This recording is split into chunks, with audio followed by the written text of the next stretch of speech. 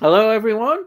It's Wednesday, and this is episode 84 of our live chat. And as always, thank you so much, Delboy, for coming on here. And it's always great to have you. Thank, And the checks in the thank, post, honest. thanking me for. I mean, at the end of the day, I don't know what I'd do if I weren't here. To be quite honest, I mean, to everybody that's watching, and I do know that there are other streams going on tonight. I just want to say thanks for all of that and being a supporter of me Yeah, with the problems at the moment. My mother is getting a little bit worse, so thanks for just bearing with me, and for Ian for letting it's me keep okay. coming on, because I mean, other people I think would have just turned around and said, you're just too much bloody trouble, piss off or something. And I don't know what it is. I think maybe it's the northern hospitality, and I should have and things have changed since I was last up north, I and that knew you had to they're make so that much one. warmer now Yeah. than they were before. But I was up north, and they just called me a southern softy, and I had a terrible time. But Anyway, you've got a bit harder maybe nowadays. maybe I don't know. Yeah, a bit harder. Right. So, as always, I'll ask my first. I always say, "What have you been watching, and what have you had delivered this week?" Yeah. I mean, it gets harder each week. I have to say that. Most of the stuff I've been watching is on TV, and what's on TV is all bloody stuff that they show every week. It's like, how many times has Jaws been on? Bloody hell! And they've had Jaws on twice this week already, and it's Wednesday. So you can imagine, I mean, that's a bit too much as far as I'm concerned. But I did at the weekend. I don't know what it is. I was playing it very quickly, an old game that I used to play back in the day, and it was called Pirates. It's by Sid Meier. Now, I thought, I love pirates. I wonder what pirate films I've got. And of course, Pirates of the Caribbean came to mind, and I've got the steel books of Pirates of the Caribbean. So I started to watch Pirates of the Caribbean. So I did watch the first three. Yeah. I know there are more than that. And I think the fourth one was on BBC One last night, believe it or not. I was going to bed, and I thought I'll just watch a bit of TV. And the BBC One was on. It was about 20 to 12. And it was the Slazenger's Revenge or something. And I think it's the fourth one. I think it's a 2017 or something. I don't think they've made another one in 9 years, so it probably was the last one. But I watched the beginning of that, and I thought, that's nowhere near as good as the first three. So they must have been getting worse. So there's that. What else? So that's on TV. I've watched some really crappy alien films. I wrote them down. You might not know what these ones are. The first one is called Alien 2 on Earth, right, which came out in 1980. It's atrocious. There's one called Titan Find. That's a Roger Corman one, I think. Oh, right, yeah. One called Forbidden World. That was atrocious. Now a little bit better, Deep Star 6, which is more underwater and more an Abyss ripoff. Deep Star 6. And Intruder Within, which is more of a horror, alien horror type film. So I watched all of those because I thought to myself, do you know what? There must have been a trillion alien rip-off films when those came out. Yeah. You know what I mean? Right. So I'll just go and have a little look and find out what films are alien rip-offs. And every single one of those came up as alien rip-offs. Right. So that's those. Nothing much has come in. I think that this is the lull before the storm because it's the first week of December. And I think from next week onwards, I'm going to get a plethora of steelbook coming through for Christmas. You know what I mean? Yeah. I can't believe they're all coming out in January. You know what I mean? There is some exciting news because I did order this week, and I don't generally order at the moment, Excalibur and Westworld from Arrow. Oh yeah. Because they've released their 4Ks. Yeah. So I'll just drop the whatchamacallit. There you go. And these are very cheap. Well, one's cheap, the other one's normal price, right? This one's the cheap one, the Steel Book of the Grinch Stole Christmas. Yeah. How the Grinch Stole Christmas, which is just basically let's get the bloody focus back on. I'll get that fixed in a minute. Oh, I thought it was doing it then. There you go. Right. So Grinch Stole Christmas. Yeah. Yeah. Not a terrifically good one. It's a 25th anniversary. It's all right. It's Christmas, and I got that for a tenner. Yeah, it's pretty good. This one's normal price, and there's a story behind this one. This one is The Big Blue, Luc Besson. Oh yes, yeah. Now, there's a story behind this one because it was the first big box VHS tape I bought. So back in the day, there was this rectangular sort of landscape box, which was blue with a single boat on a sea with a dolphin jumping over it, and it said "The Big Blue, Luc Besson." Right. Now, I bought it because I'd watched Nikita, and I was blown over by Nikita. And The Big Blue is before Nikita, but do remember, I wouldn't have considered The Big Blue because it would have been a foreign film or something, and I'd have gone, French, I ain't gonna be able to understand any of this, all this stuff, right? So I bought Nikita, and I bought at the same time The Big Blue, and it came in a premium box, and I watched it and thought, wow, this is great. You know, I mean, it had is it Rosanna Arquette, is it, or which Arquette is it? I don't know. Can't quite remember. And the light's bad in here. Can't read it with this light on, so apologies. But it's got one of the Arquette sisters in it. And she's gorgeous. You know, both of them are gorgeous anyway. Back in the day, I'd have gone, oh yeah, you know what I mean? Yeah. If only I had a chance. If only I was rich or something, right? I might have a chance, you know. I'd have a face surgery first, whatever. And so that was my love of that film, and it's taken till this point for me to upgrade because I never even bought it on DVD, and I never bought it on DVD or Blu-ray, and it must have skipped me on Laserdisc as well. Nikita never did, The Professional never did, or you know. Should I call it Leon? I call it Leon. I don't know why I call it The Professional. I call it Leon. And then from there on, you've got, The Fifth Element, and it just goes on and on and on, doesn't it? With the sort of like early films. Yeah. So, he couldn't put a foot wrong, a bit like Ridley Scott with Alien, then Blade Runner, then, it just goes sort of on and on with those early days. So, yeah, that's my sort of like history with The Big Blue. And, I'm just going to ask you, do you know if Hammer have mentioned any more releases after The Curse of Frankenstein? Because I haven't had an email or anything. I don't think I've seen anything. I'm trying to think. No, it's weird. They sort of like stopped and nothing's sort of like happening. Oh, isn't it? No, wait a minute. Isn't it The Scars of Dracula? I don't know. I haven't had an email. Actually, I may be wrong, but I'm sure I saw something.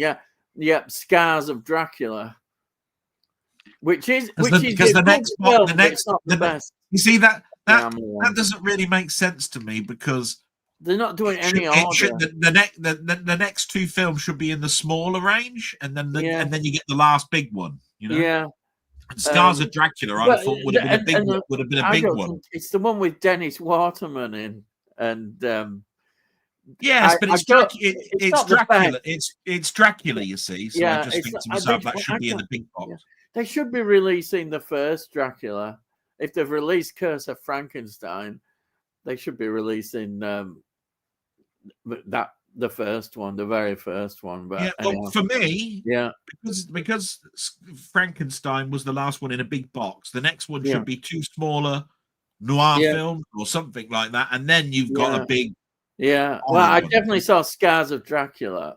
I don't know if anybody else in comments might know more about it, but I did see Scars of Dracula because I thought, well, they're not doing it in order, and they just really, I don't know. That might be a smaller release. I don't know, but I saw that. But I just thought they would have made them all big releases, all the Dracula ones, like the Frankensteins. Yeah. So the only thing to talk about, and it's inspired by you little bastard. Oh God! Oh, sorry. Did I swear them before the watershed? There's lots of water on our shed. Do you have a water? Yeah, I said we got water, and it's more on it's less on the shed than it is on the house. But yes. No. Do you have a watershed on the YouTube? I don't think you do you? No. I watched Edge of Destruction. Right, because you did your Daleks. Oh yes, of course, yeah. My review, of course, will be coming up. I haven't watched it yet, so you're ahead of me. So I won't say much about it, but I watched it and I was going, I can't imagine being back in the 60s when that was out, because I mean it's a good 6-7 years before I was born. That they brought out something that was interesting, weird, and a bit boring the first 4 episodes. Then they did something exciting, the Daleks. Right? Yeah. And we know when it comes to the production, they tapped on 2 episodes because they decided to continue it, and they needed time to write stories and get things moving. Yeah. So they tacked on this Edge of Destruction. And the next one that comes out is a period one. Now, I can imagine being a young boy, or and I'm sure that there are girls out there that would have been young girls, right? Yeah. Going, more Daleks or more whatever it is, right? And they've had 2 weeks of this weird only in the TARDIS thing. Yeah. Then they've got to suffer. Then they've got to suffer a historical one. Yeah. They're going. They must. It must be like 6, 7, 8 weeks before they get to another futuristic story. Yeah. How many ones would have knocked themselves off? I'm fed up now. I want. I mean, how long's this one going on for? I want some excitement. And of course, boys and girls. The giant insects one coming up, which is not brilliant. The Web Planet. I'm not looking forward to that one, but the Web Planet. Yeah, was it the Mari or something like that? The Moorbury or something. I can't remember. Yeah, I've forgotten it. It's probably they look like wasps. Yeah, they don't look like wasps. Suffer watching that, but they look bloody awful. Yeah. The thing is, this is not going to get a Blu-ray release for a very long time. Anyhow, this first season. So no. I told you last week. I said that the only thing that I remember about that story is it's long, right? That's the first thing. The second one is I got so sick of every lens looking like it's been smeared with Vaseline. Oh, yeah. To make it look like they're on a weird planet with weird gravity or something, right? So they had to make it look like a foreign planet. So they smeared the bloody. It's like what old wedding photographers used to do. Make things look sort of like. Is it a 6-parter again? The Web Planet is 6. Yeah. Oh God. I've got to endure that. Anyhow, I'll do it. I'll take one for the channel. Well, you'll have to with that one. I have to say, it's not held in high regard. No. I mean, I look back at it and I go, it's not as bad as everybody says, but it's bad. Yeah. I mean, I don't really like the gun fighters or the gun slingers or whatever it is, and No, the the reason for that gunfighters, is the I got song. sick. I got sick of the music in it. It Yeah, just that's pissed me right. off. Ruined it all for me. It's not a bad thing. It's the Zabi. There you are. Somebody's just But said. I think my impression of 100,000 BC was correct. It is Yeah. awful. It really is bad. You'd have thought they'd have cancelled it after that one. It was so bad. This is why I was saying I watched The Edge of Destruction, and then the next one is a good story. But what I'm saying is, if I was a young kid back then and I was well into my Daleks, or You want more.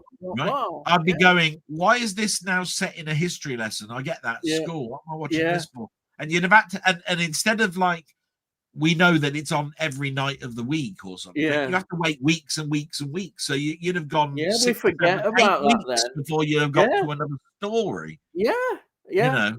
And in 8 weeks, in our terms now, everybody would have dropped off. Yeah. I ain't watching this anymore. What a bag of shit this is. Right? You know what I mean? Yeah. No, you know, I don't like watching the 10 Commandments. Yeah. What this is. Well, I would have thought Marco Polo wouldn't have been a great story to have, really. I just but they were ordered probably to have it. Sidney Newman said, we've got to have these historical stories. Yeah. I mean, it doesn't matter because it doesn't really matter, though, does it, Ian? Because if you think about it, that's history, and we know it lasted, and it worked. And it was all because of the Daleks. It was a joke, and it carries on. Yeah, but you know, I have to think to myself back then, my God, I'd have been waiting. I'd have been going, flaming hell. Yeah. You know what I mean? Because you are talking about January and February as well, right? Yeah. And you're thinking to yourself, January and February, flipping out. By the time you got to the space stuff, spring would have been coming around, and I'd have been wanting to go outside on my bike or something. Yeah, right? Bloody now. When it starts getting good, I can't go outside now. Do you know what I mean? It's like that. So I have to look at these things and go, But anyway, I watched The Edge of Destruction. I think you'll have fun. It is 2 episodes of real weirdness. Good. I have to say. I think if I was to put myself into my younger self, right, I would have enjoyed it because it was inside the TARDIS, and I'd have been hooked on what does the TARDIS do, what does it look like, all of that. Any time that you can spend more time in the TARDIS console room, I'd have been happy with. Yeah. You know what I mean? It's interesting the way the look of the TARDIS has changed over the years inside the console, and so it's interesting to look how they saw it at the beginning. I'm looking forward to it. Yeah. So that's it for me. And just to reiterate, thanks very much for all the support. I do know that there are other things going on tonight, and I wish them well. I hope you get enjoyment watching us both. Definitely thank Ian for his support. I am going to have to go very shortly. You know, I can't really wait more than 8:30 because my mum is getting tired and tired. Okay. No problem. And she then can't walk or anything at all. So I am going to listen to you do Tony York Corner, and then I'll have to bugger off. First thing to say, I've been into sort of anthology horror, and I watched some more of the American Horror Stories. There was American Horror Story, but then they did this American Horror Stories, and they all had a theme. And I watched one set, and it was this. They took these tablets, and they made people. If you were say you were a good musician, you were a musician, then it made you brilliant, fantastic musician. You excel at what you do. If you're a writer, you become a best-selling writer. But there was a catch, of course.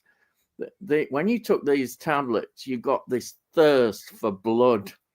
So you had to go and get your blood. And of course, imagine this happens. There's one where we've got a girl who's very talented. She's a young girl, and she takes the tablets and becomes, massive. But a father has to go out and get the blood for her. And hang on a minute. So just a second. So if you have these tablets and you're a nurse, right, expect to be sacked. Is that what you're trying to say, right? Because you'd be drinking everybody's. Yeah, well, yeah, but obviously it's all done as secretly as possible. It's like if he sees any blood, they're going, oh, yeah, it just drives them mad. But it was, I enjoyed it. I thought it was a great story, and the way it and what's that in? What's that in, Ian? What's that in that story? That's it. It's in the American Horror Stories with an S. Oh, okay, yeah, the anthology series, yeah. Yeah, it's an anthology because he originally started off with American Story, but this was then there's 12 series of them. Some of them I'd already seen, but these later ones I hadn't seen, so I was really pleased to watch that. Then I got a film on a sale, which is this one from 1988. I saw this really cheap. I thought I've got to get it. Oh, Witchcraft. Now this is an interesting film. It's that era when what you did is on a low budget horror, you tried to get sort of past people who you'd get them for the film, and people would think, oh yeah, we've got to watch that film because they're in it. And it's got Linda Blair in this and Hasselhoff, David Hasselhoff. Oh Christ! any Baywatch women in it. It's good. It's a good low budget film. I really enjoyed it. It's well done. All practical effects, of course, because they don't have the budget, but it's really enjoyable, and it's sort of horror film. I really enjoyed what they did. This is 1988, that one. Then I do this one, and then I'll do my film of the week. This one I enjoyed a lot. It's The Vikings. Tony Curtis and Kirk Douglas, Ernest Borgnine as well, Janet Leigh. What a great cast this is. Great story. What I liked about this is it felt really quite historically accurate. Like you didn't get the Vikings. I thought, oh God, we'll get them with the horns and everything, which was totally impractical. I mean, who'd go around with that's battle the Vikings, isn't with it? those That's horns? the Vikings, yeah. Sorry, that's the Vikings. That's the Vikings. Yeah, the Vikings. Brilliant film. I thought it was really good. Tony Curtis was excellent in it, and Kirk Douglas, everybody, and it showed them that they weren't these rampaging people who went round, pillaging, raping, and doing all those kind of things. It showed them as they were more. They did some of that, but they did settle. It's like York. Why do you think York has the Jorvik Museum there, which is a Viking museum? Because they came to our country and then they went to York. That's where the Viking settlement was. So it's the wrong idea to think that the Vikings just popped in and then off they went again. They settled in places. I don't think I don't know whether this is rare, Ian. Yeah. But there's the score to the Vikings. Oh right, yeah. It's done by Mario Nassenbeam. Right. I remember seeing that film years ago. It became one of my favorite films. Ernest Borgnine's death, I thought, was really, really quite good. Sort of reminded me of the Errol Flynn Robin Hood films, because you've got this round circular pit type thing with the evil guy, and you've got the obviously the English maiden, and there he is holding on a plank type thing, and he comes through, and he goes to his death, and it's all about Ragnarok and all of that sort of stuff. But the thing I loved about it was it had enough room for character development, and I think a lot of films back then had that.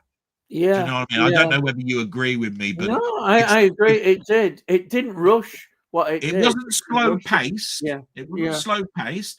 You saw a lot of the things that we know Yeah. that are sort of stereotypical about the Vikings: Yeah. drinking too much, raiding, Yeah. the games with the axes, knocking people's hairs and cutting it Yeah. off with they had pigtails. And All of that Tony stuff. Curtis in most of the film goes around without a hand on. He gets his Yeah, yeah, hand yeah. chopped off. But But it was listed as the hand that defied me, yeah, doesn't it? If I remember rightly. yes, it's just a really enjoyable film, and you felt it was more historically accurate. It doesn't matter to me if it wasn't historically Yeah. accurate, but I mean, obviously, you won't go around with those horns on because the enemy could easily just get you with those horns. They weren't, you had to be practical. Anyhow, there's that film, and then I think I have to talk about this film because for me, it was a film of the week. It's just a Right. brilliant What film. you mean something that beat the Vikings? Yeah, Right. yeah. This Okay. is Two Women starring Sophia Loren. All right. This is from 1960. I'm gonna have to go, so I'll be back. I'll be glad to listen to that when I watch it again on a rerun. So I'll be Yeah, back. yeah. It's a really good film. Yeah, this is I say Two Women, 1960. And Sophia Loren is, I think she's only 25, and she won an Oscar for this. There's something really good about this film. It's set in Italy in 1944. The Allies have landed, but the Germans are now retreating. So we see the Germans retreating, and we see the repercussions of the sort of Italian fascists collapsing, and people who were supporting the Americans, the Allies. But this story is about Sophia Loren's character, who has a daughter, and she's very much looking after a daughter, and a daughter is she's growing up. She's about 13, I think, 13, something like that. And Sophia Loren is just absolutely brilliant in this role. And actually, the actress who plays a daughter is very good. Their relationship just is amazing. What they go through, they're struggling to get to. They escape from Rome, and then they decide that they're going to try and get to safety. And we see this journey of them together. It's absolutely fantastic. And I say she won an Oscar. I think the thing about Sophia Loren, there's an interview with her on this DVD, is you realise how great an actress she was. And she talks a lot about her films because we get a look at her films. And also, she was an actress who didn't do anything with her appearance. She's a natural.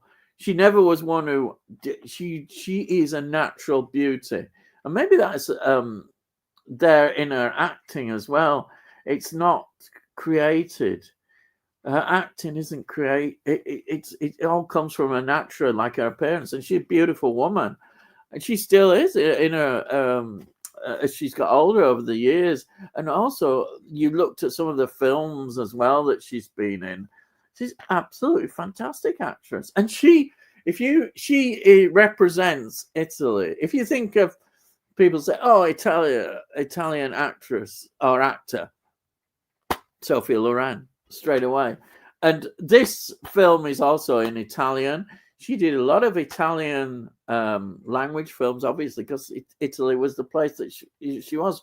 But she could speak. She's very good, apparently, as a linguist at learning languages. So we get her into Hollywood films as well. But she never forgot her roots, and very much Italian. And her range is fantastic. Her range is absolutely wonderful, I think, in this. What she does. but the ending of this film, it's how can I describe it? It's so bleak and disturbing in many ways. It's so it made me think so much. You know, when you watch a film and you can't stop thinking about it afterwards. This shock ending, the bleakness of it, it just stayed with me. Totally stayed with me. I couldn't believe how what had happened, and you'd been rooting all the way through for them. You wanted them to succeed and get through and survive, and to see this at the ending, the shocking things, the thing that happens is just, it's heartbreaking. And the film just ends on it. It just ends like that, and you're left sort of stunned. You're literally absolutely stunned, and you can't stop thinking about it. But I can see why she won an Oscar for this performance. It was just superb. And you know, another thing that always amazes me is that these DVDs, I don't know whether the Blu-ray has got it, but the amount of extras on here, honestly, I think the extras are longer than the film, and I love the extras. I say there's a massive interview with Sophia Loren, and she covers this picture, but she covers her whole career as well. And I say the extras about this film are just amazing, and also the director as well talks about the importance in this film, the historical events around this that happened, because the Italians basically, once the Allies had landed, a lot of them were American, but there were British as well there. But I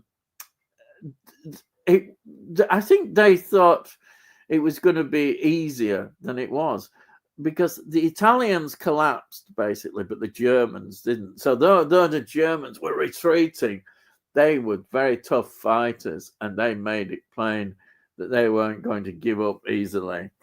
And it caused a lot of problems. It slowed down the inevitable. I mean, the idea of opening that front earlier, before the French, you know, Normandy and what have you, was to create this, you know, easier road in many ways. But it wasn't. It wasn't easy. The Germans were very stubborn, and it's reflected in that. But the film of the two women, calling two women, is just, it's great. It just you know, when your film just stays with you. This did that, and I really pleased to have seen this, and I still be thinking about it. You know, when you think about it like that, then you know it's good. And I say she won an Oscar, and you can see why. I mean, 25 years old she is, and yet she's portraying a mother who you feel is older. She's portraying a character who definitely is older than 25, and it's a great performance. No wonder she won an Oscar, and it's opened my eyes to how good an actress she was. I really like her because of that. She's a natural actress. Somebody is a natural beauty, and her acting is reflected in that. There's no airs and graces about her as well. You know, she was a mother.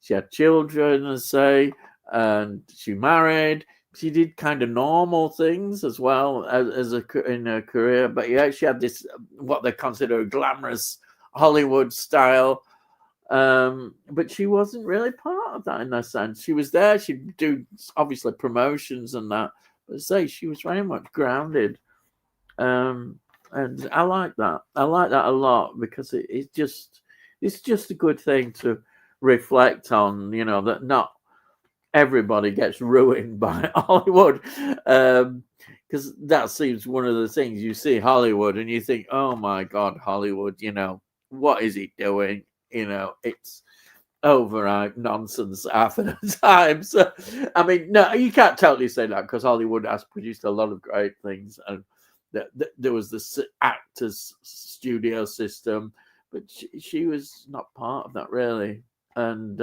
you've got an admirer for that, and I do. Anyhow, so I think that's really. I did order some things on this sale. Some more. There's a couple more films that I'm really looking forward to talking about, but they haven't arrived, and I've not heard anything.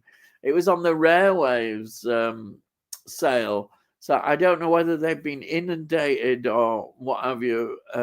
But I'm looking forward to some things, which I hope please come, or perhaps I don't know. I don't know what's happened. I've not had any emails or anything from them, apart from just an acknowledgement of my order. But maybe something will happen, hopefully. So what we'll do is we'll go through some comments. Right. So we have got Sai saying, evening gang. Hello, Sai. Welcome, as always. And then we have got Rocket Bunny saying, a very good evening all. Hope everyone is having a good week. Yeah, it's been okay, you know, how weeks go. Hope everybody else has been going all right. And then Sally says, hi, Rocket Bunny. And then we've got Tony saying, good evening, Ian and Dale, Si and Rocket. Tony, I don't think you got his normal rant at you. I think he forgot about that. So you've escaped, all right, I think. You know, well, oh no, you might have done a bit. I don't know. I don't think you got a full rant, did you? And then we got Si saying, hi, Tony.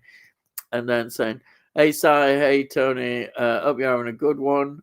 And then we've got Si saying, with Del mentioning Luc Besson, have you seen that he made a version of Dracula, which came out earlier on this year?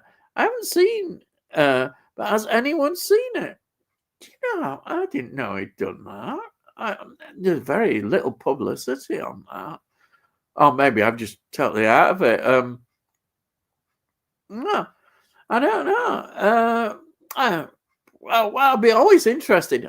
Dracula must be one of the most filmed monsters, if you want to call him a vampire, that we've seen. I mean, there's been loads of versions of Dracula vampire. So I don't know. We'll see if anybody has heard of it. And then Tony says, not heard of it, so I'm just working out what Besson films I have seen. And then Tony says, yes, Del, the next official AMA release is a 1950s noir. So I'm sure I did see something about Scars of Dracula. That must be the next, I think, big release, as it is. Yeah, I had to take a look on the list of Luc Besson films in his wiki. A lot there. I really should get my finger out and watch some more. Thank you, Rocket Bunny. Yes. And then we've got Jim Jam saying, evening, good evening. Welcome as always, Jim Jam. And then Rocket Bunny, hey, Jim Jam. And then Luc Besson made Leon, Fifth Element, yeah, and Lucy. Oh yeah, Lucy. Lucy's good, isn't it? Yeah. Fifth Element, yes. Fifth Element's a great story. Just spoiled a bit by, I've forgotten that character's name. There's a bloke in it who does get on my nerves a bit. I can't think of his name. But I'm not particularly keen on him. I think he spoils it. But I suppose it's meant to be in his character, but he does get on my thing. Leon, what can you say about Leon? It's just class. It's a class, absolutely. And then, Jim Jam, Freudian slip, Rocket Bunny. Yeah. Tony says, Scars of Dracula and Horror of Frankenstein are Studio Canal 4K releases. I have the old Blu-rays, which I've just watched, prompted by these releases. They're good enough for me. Blu-ray. You know, Tony, I'm exactly the same. I haven't really gone for. I know they've redone all this, but I've got the whole lot of those Studio Canal releases, and they're always slipcovers as well. If you're into slipcovers, or maybe there might be about one or two, but most of them have got slipcovers. They're absolutely fantastic. I think the quality is excellent. Plus, I'm happy with the extras on there. They always have a good documentary, and then those talking heads of Hammer on there. I've forgotten the name at the moment, but it's Kim Newman and that other bloke. They're always there talking away, and I can just sit and listen to them. But I presume they're on these newer releases. Have got extended extras and documentaries, and they do look great. But to be honest, you know, you can't afford I can't afford all these things. So I'm very happy. I think the quality is good. We'll see what happens, you know. But I really like those Studio Canal releases, and Network, of course, did some as well. There's a mixture, isn't there? And probably one other. Somebody else may have done some. They were spread around a bit, weren't they? The rights and what have you. Oh, now, hello. Brilliant. Exit movies, Stacey. Favorite British crime drama? Mine's. I'm going to say Get Carter.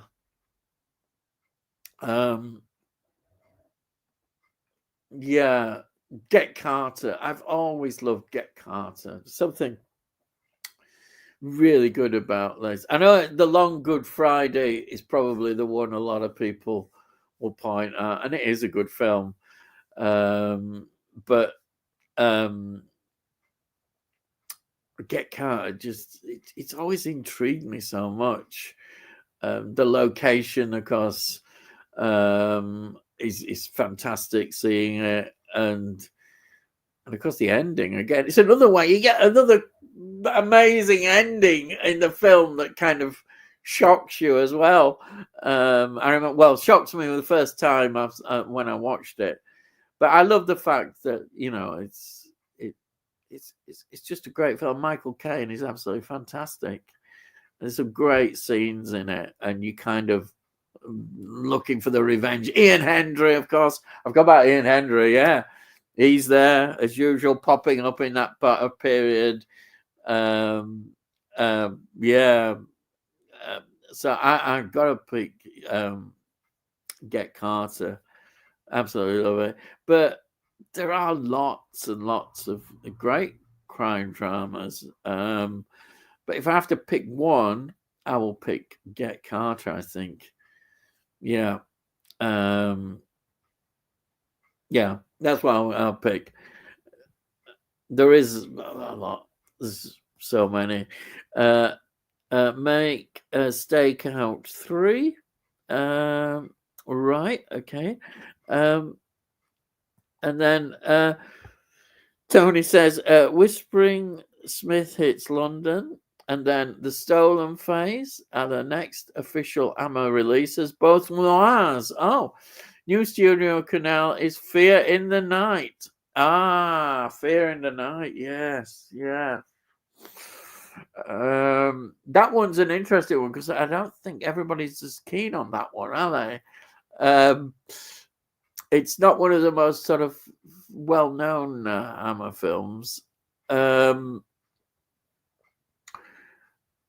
Yeah, I was just thinking about the Stolen Face. Interesting. I don't know whether I've seen that one, Stolen Face. The lesser-known ones, yeah. Here we are. Rocket Bunny. The zombie are the insect creatures in Arnold's area. It's actually season 2 and is part of the Blu-ray collection. Right. It's in season 2, isn't it? Yeah. Well, thank God I don't have to watch that now. Because it's pretty awful, as I remember. Yeah. Thank heavens for that. Yeah. But I'm sure there's still some really awful, painful ones to watch. Hopefully not. Hopefully not. And then Steve says, who would you cast in Spy v Spy? I don't know the film, so I'm sorry, I can't help you on that one. I don't know. I don't know. Oh yeah, I know. Yeah, with regard to British drama, both Sweeney films. Yeah, agree. Totally. Villain. Yeah, Richard Burton. Robberies. Oh yeah, Stanley Baker. Oh crikey, yeah, I should put that eye up. Get Carter. Oh, equally good, in my opinion. If forced to pick, I'd go for Sweeney 2, very closely followed by Villain. You know something? I love Robbery. I don't know. I just absolutely love Robbery. With Stanley Baker, he's so good in that film. And Villain, Richard Burton is brilliant. Great, and Get Carter. They're all really good, aren't they? And the Sweeney films, yeah, the Sweeney films, they're great. Yeah, what can I say? It's a rich pickings there, really. I mean, there's there's a lot more, sort of films, but those are the ones that do stand out. But I know there's a lot more. Excellent. Best Michelle Pfeiffer performances. Oh crikey.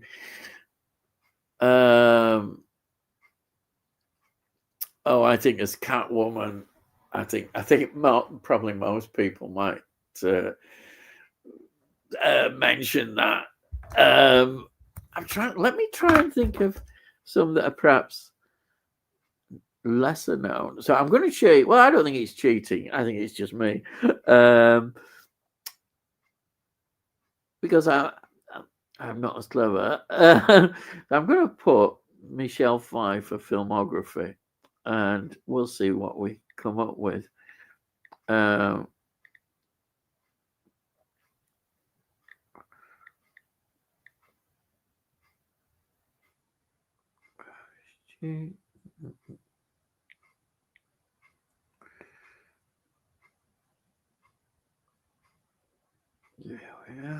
Michelle Pfeiffer. Right. Oh my God. There's loads here. So we have got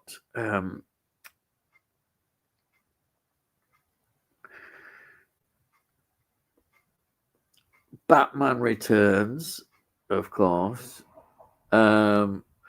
We've got Scarface, yeah, Scarface. Grease 2. Oh God, they made a Grease 2. Grease 1 was bad enough. Grease 1. Oh, don't like Grease at all. Dangerous Minds, yeah. What Lies Beneath, yeah. That's with Harrison Ford, isn't it? Yeah. Frankie and Johnny. Oh, The Witches of Eastwick. That's with Jack Nicholson in quite an over-the-top performance. Stardust. Ant-Man and the Wasp. Oh, right. Crikey. I've seen that. Maleficent too. She was in that. Lady Hawk Wolf. One for Fabulous Baker Boys. Yeah, Fabulous Baker Boys is an interesting film, isn't it? It's a good one. Age of Innocence. What fun. Dangerous Liaisons, yeah. Murder on the Orient Express, but that's a later version, 2017. The Family, Hairspray, Ant-Man and the Wasp. So she appeared in Ant-Man and the Wasp, which I'll be honest, I did really. I think if that's the follow-up one, I wasn't that keen on that one. There was another one when they went into all these worlds. The first one was good, but it just went down. Tequila Sunrise, yeah. Oh, Mother. She's in Mother. Oh, that's quite a strange film, Mother. I quite liked it because it is quite strange. Story of Us, personally. Thanks, French. Thanks, Into the Nights. Avengers Endgame, of course, she would pop up with all these Marvel films. I've seen a version of A Midsummer Night's Dream. Being John Malkovich, yeah. Hairspray 2. I don't like Hairspray 1 much. 1,000 Acres, Oz, The Great and Powerful, and Where is Kira? So I think for me, then I'm going to pick Mother because it's it is quite a strange film, but it's a film that makes you think, oh wow, what's going on here? And then I would pick obviously I said Batman Returns, and then I know I would pick Dangerous Minds. I think Dangerous Minds, excellent. I remember I've seen it a few times. Dangerous Minds, I would pick that. Yeah. So they're the three that I would pick. Yeah. Right. Hopefully that helps. It does. So I'm not very good at remembering. Yeah. So it says The Long Good Friday for British Crime for me. Yeah, it is a great film. The ending again. We're talking about endings in films. That has a amazing ending. Get Carter for me, although more mob than crime. Right, yeah. And then Tony Hawk, fantastic film, Two Women Ian, shows that Sophie Loren isn't all glamour. Exactly. The French colonial African troops was just as brutal as the German SS by most accounts. I know. It is shocking, absolutely shocking. But it when that happened, I just totally stunned by it. Really, but a great film, and Sophie Loren is a great actress, and as you say, it isn't about all glamour with her. She's a really good actress. I just loved her. I just thought she was fantastic. So natural, as I say, natural beauty. None of this rubbish that a lot of Hollywood women do to themselves and what have you. She is fantastic, and she's aged well. She has. She's absolutely wonderful. She's still with us as well. I really like her a lot. Tony says, if you enjoy Viking stories, I can recommend the fairly recent TV series, The Vikings, from 2013 on, and The Last Kingdom, set principally in Alfred's Wessex, featuring frequent Viking incursions. All right, yeah, The Last Kingdom. I've not seen that one. Those puppers. And then, what is your favorite movie in recent years? In recent years, oh crikey.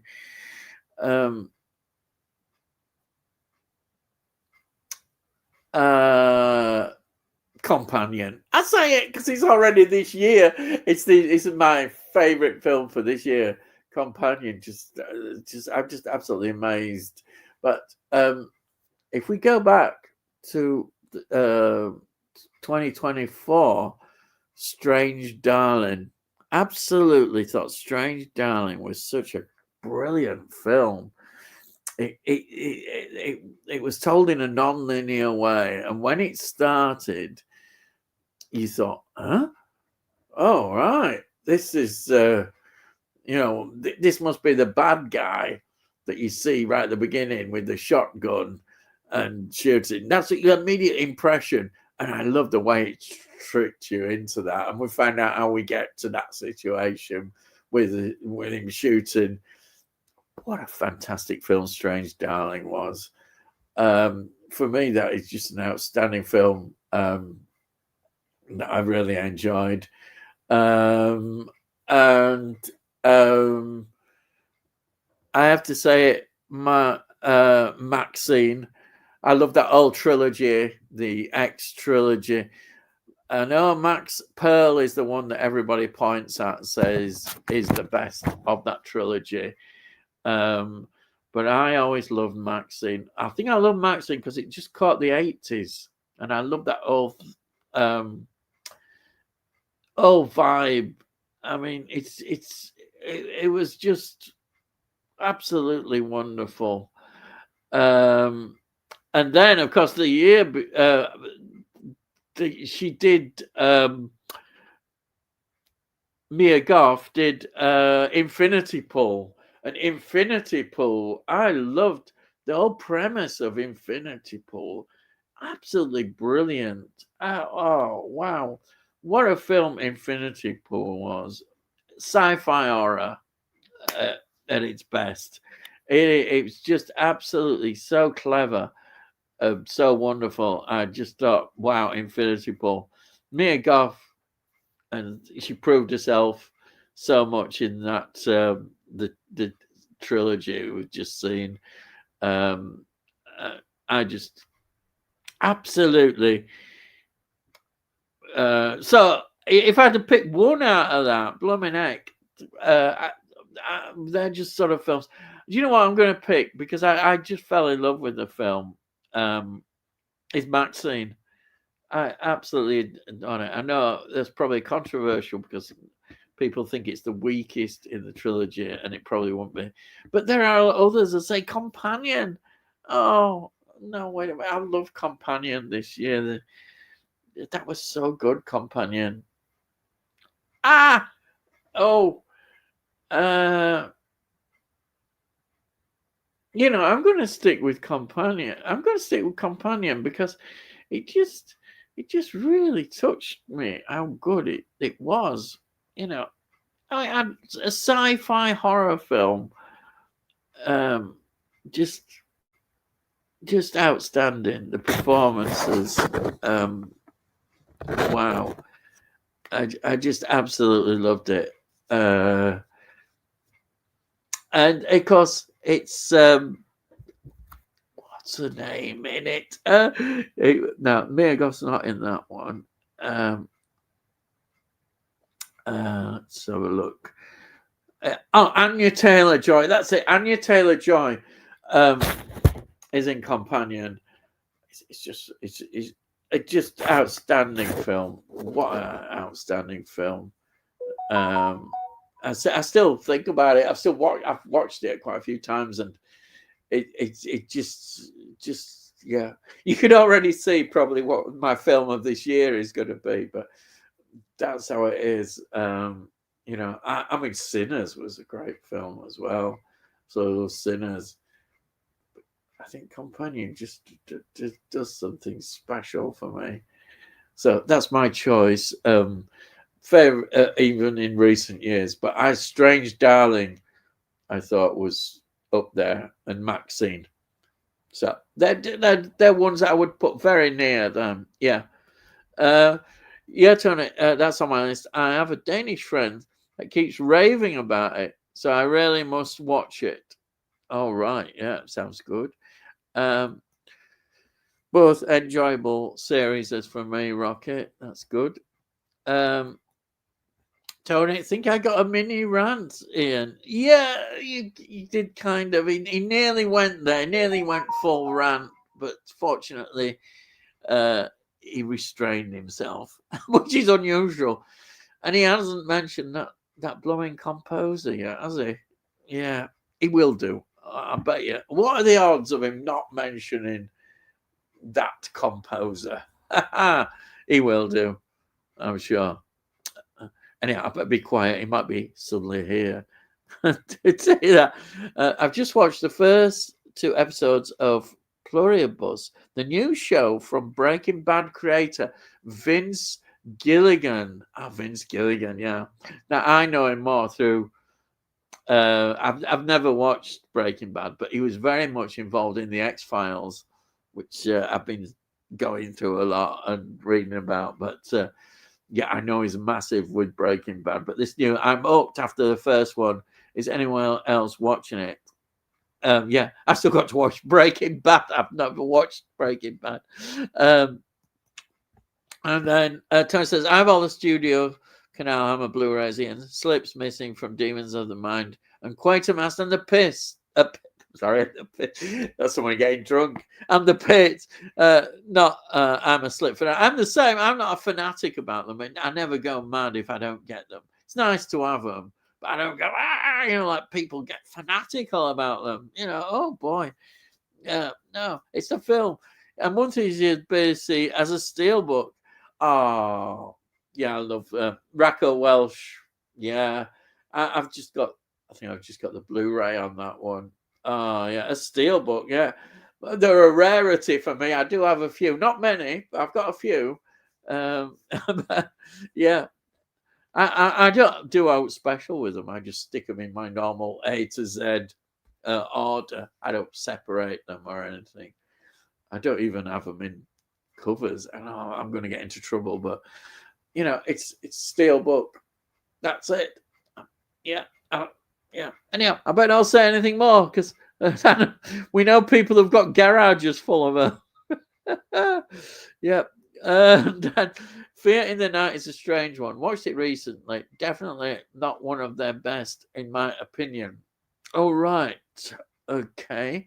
It's, well, they're not all. There are going to be like that. Best Michelle Pfeiffer film for me is the underrated Into the Night. I absolutely love it. Well, I've not seen that one. But yeah. And then I'd really like to find a Hammer collection, at least on Blu-ray, if not 4K. Any recommendations? Yeah. What do you mean by? Yeah. Actually, Tony says. Yeah, and that's what I said. What do you mean by by collection, Rocket? A set of various films are the 2 TV series as they produce. Actually, the Hammer House of Horror TV series were excellent, but both are now out of print. I think you'd be able to get the DVD. Now, actually, I think the DVD of the first series, because they changed the title slightly. You probably still can get that, but it's not that cheap. I know they brought out a Blu-ray. I think, was it Network or somebody like that? But it just before it went under. But yeah, I think you can still get the DVDs, and it's highly recommended. Brilliant series. I would go for that. But if you're looking at collections, it depends. If you want to go for, you know, like the Frankenstein or the Dracula series as the films, you know, you can get them Studio Canal. Just look up the filmography. You can get them in order that they're released. But as I say, not sometimes there's a few that Network I know certainly brought out, so you'd have to look at that. And actually, I reckon you could probably pick up still some of the Network titles. They weren't too badly priced. I know that they said they might become rarer, but from what I say, the prices were still pretty good. Yeah,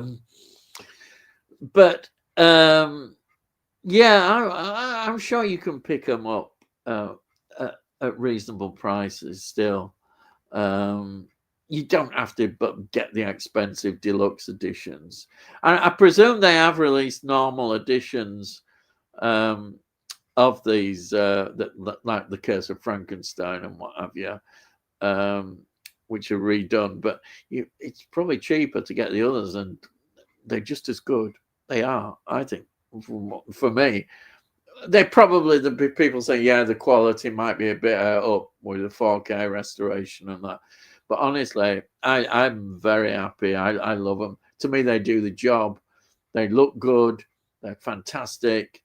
And, you know, I don't think a 4K would make that much difference for me personally. I love the films more for memories as well, bringing back all those childhood memories of watching those. Appointment with Fear and what have you, that way they used to show all the Hammer ones. Yeah, just that's how I'd look at it. And I would get, yeah, I would start with the early Dracula and the early Frankenstein ones. I would look at that. You could do a filmography, you can see which ones, and just try and get them. If you don't want to pay too much, I'm sure you can look around, look on eBay and look on Music Magpie. you may be able to get them quite good deals. But I don't know. That's what I would do anyway at the moment. Because I mean that set, I think was it about 60 quid, the deluxe set. I wouldn't pay that. Even I really, really have to go over the top. Even having, if I had the money, which I don't have the money, I don't know. It's a hell of a lot of money, isn't it? It may look beautiful and that. Do you know? I have a question, and I'm as guilty as anybody. When we get these special editions, how many people actually read those booklets? We get them with the booklets. Say, look at this booklet. How many people I read them? I know I don't read that many of them. Some of them I might flick through, but I might studiously release it. And some you're getting big, quite thick books. I mean, it'd be interesting to know if people do read those. I tend to get my information on the extras. I suppose it's a lazy kind of thing, really. I'd rather watch a documentary than perhaps read up on it, because the documentary is I love watching all the documentaries. Yeah. And then Rocket was saying, I'm interested in getting some of the classic horror films in high def in a collection, at least the well-known ones. Right. When you say classic horror films, you can look at some of the Universal ones as well. They're worth getting. I always think it's good to watch the Universal ones as well. So you go from Dracula, Frankenstein, The Mummy, all those. They're well worth watching. If you can get them quite cheap, they're definitely worth watching. And then you watch the Hammer ones and think, wow, I just love Hammer. I think you can love both, because Hammer would just took it one step further. And I suspect some people say they prefer the Hammer films, and I can see why. Those wonderful Gothic color Hammer films. But of course, I'm saying this, but Hammer did a lot more than that. They did a lot of crime stuff, and they did On the Buses and all these other things that Hammer were involved in. But I think if you want the classic horror films, you get the Dracula and Frankenstein early ones. Definitely, you just look it up. I'm sure you can get them. They're well worth having. I personally think the quality is excellent as a Blu-ray. Definitely, I don't necessarily think you need 4K. I know it sounds sacrilege, and I'll probably get shot, but I love them, having them in my collection. I'm thinking to myself, is it really worth spending a lot of money on upgrading them? I don't think it is. I'm really happy with them. They do what they do, and I watch them quite a bit. They're my favorite ones. Watch them over and over again. I still love them. So for me, they do the job. At the moment, I just have various downloads and the odd stream purchase. Have a look around. As I say, look at the filmography and start working from that. Or, you know what I do sometimes? If I'm not sure which to get, I'll do put a worst to best list of you put it in and you get people's opinions of what are the worst to the best are. So that gives you a flavor of what are considered the best ones.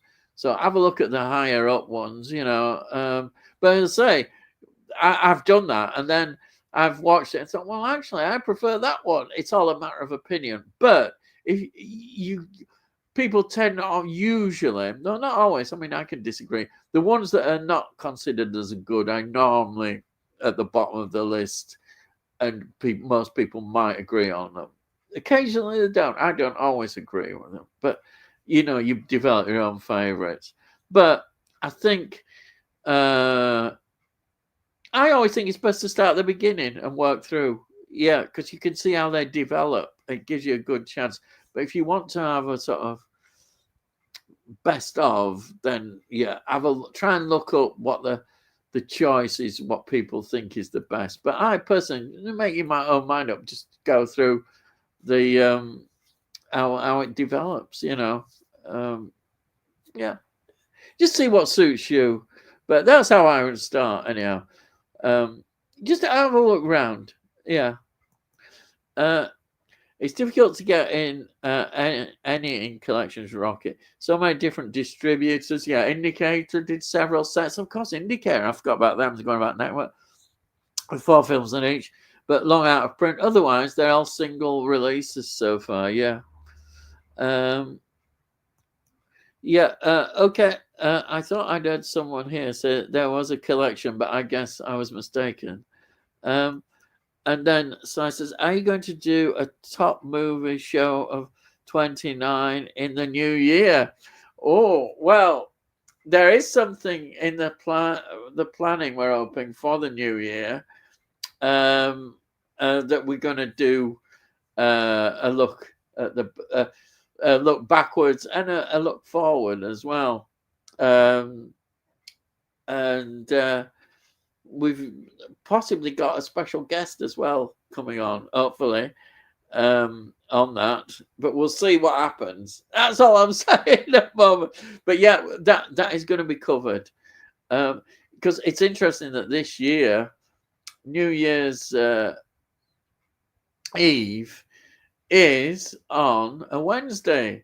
And so we'll go ahead. I mean, I don't really celebrate New Year, but some people might, some people don't. But I'm sure we can fit something in.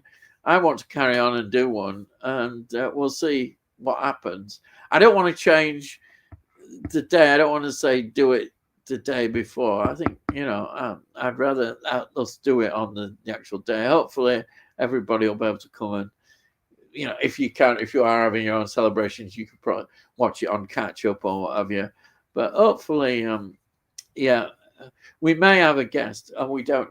We'll see how that goes. We just go work things out. We don't often have guests, but that might happen. We'll see. Yes.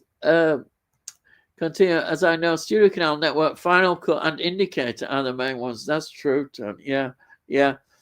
So it says a couple of DV collection box sets. Yeah. There is, I've seen them. I think Rocket with quite a few releases in, but out of print, I would guess. Yeah, I have seen people show those DVD releases. Yeah, there's some quite nice box sets. Yeah.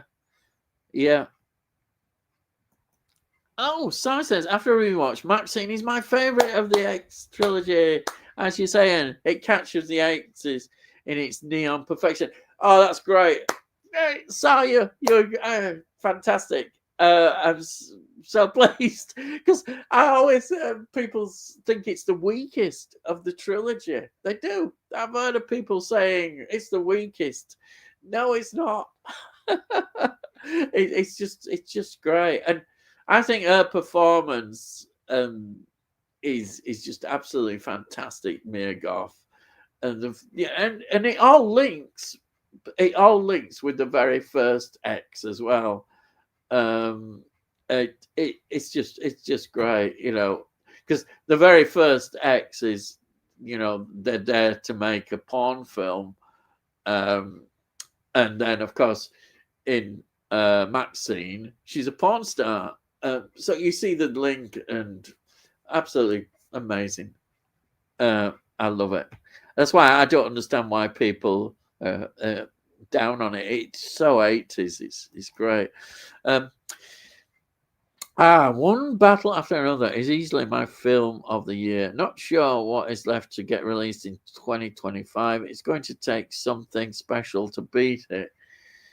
Yeah, I know. I definitely want to watch that. There is that other film that I haven't seen that keeps. I've been getting mentioned. It's the Stephen King one. Is it The Life of Chuck? I don't know about that one. I probably not. I don't know. I don't want to just buy it now. I don't think I can get. I don't know. I'm gonna wait. So that ain't going to be included in my list. I don't know, but I know a lot of people have been included. I'd like to see it, but if I don't see it, I definitely won't include it. But it's one that I will investigate. That's hello, yeah. The Life of Chuck. Have you?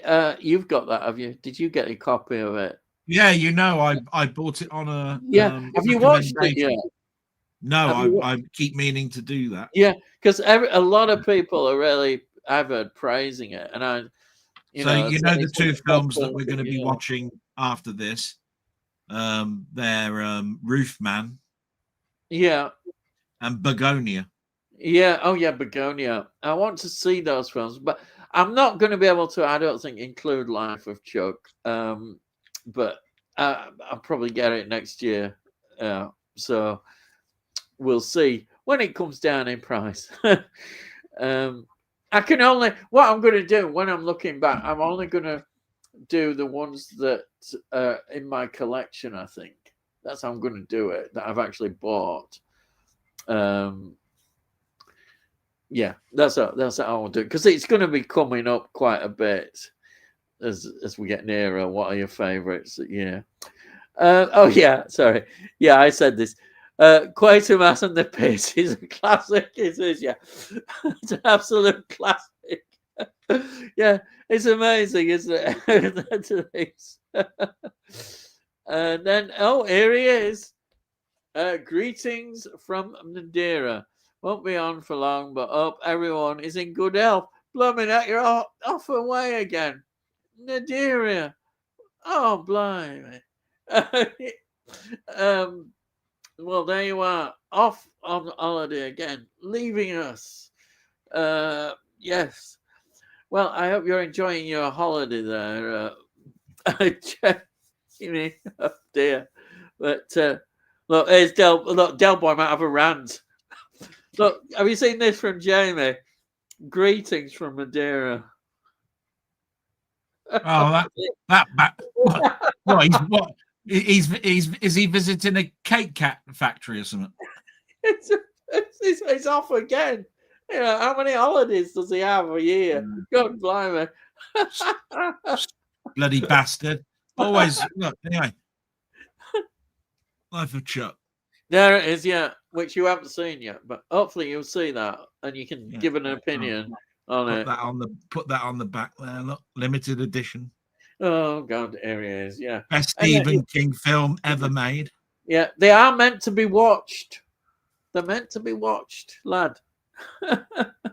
Yeah, some people have got sick relatives. Yeah, I know they have, but they're still meant to be watched and not put in a garage. They're not in the garage. They're behind me. Wherever.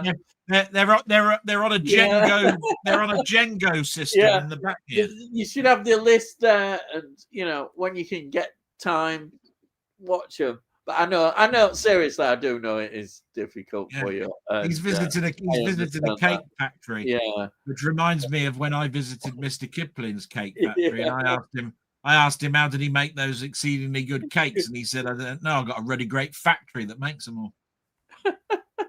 So there you are. Oh dear! I like old ones are the best ones. Yeah, I like mine in Bakewell in Derbyshire. Oh well, there you go. Bakewell tarts. I like anything. I like anything that's got tart in it. Oh dear. Right. That made me laugh. Ian's faux pas, to quote Spanish. Yes, I know it was. Yeah. Well, I look forward to that. Yeah. Sorry. I look forward to hearing that when I watch it on a rerun. Oh, okay then. I was going to tell you what it is now. Don't tell me now. It was Quatermass and the Piss, I said.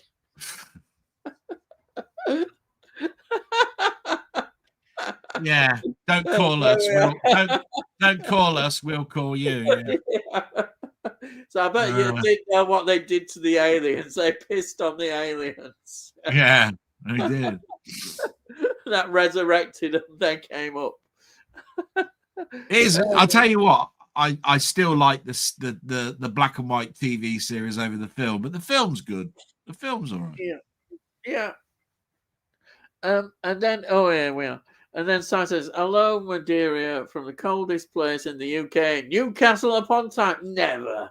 Yes, bloody Scotland's colder. And then Jamie's still laughing at Quatermass and the piss. Yeah. And the piss.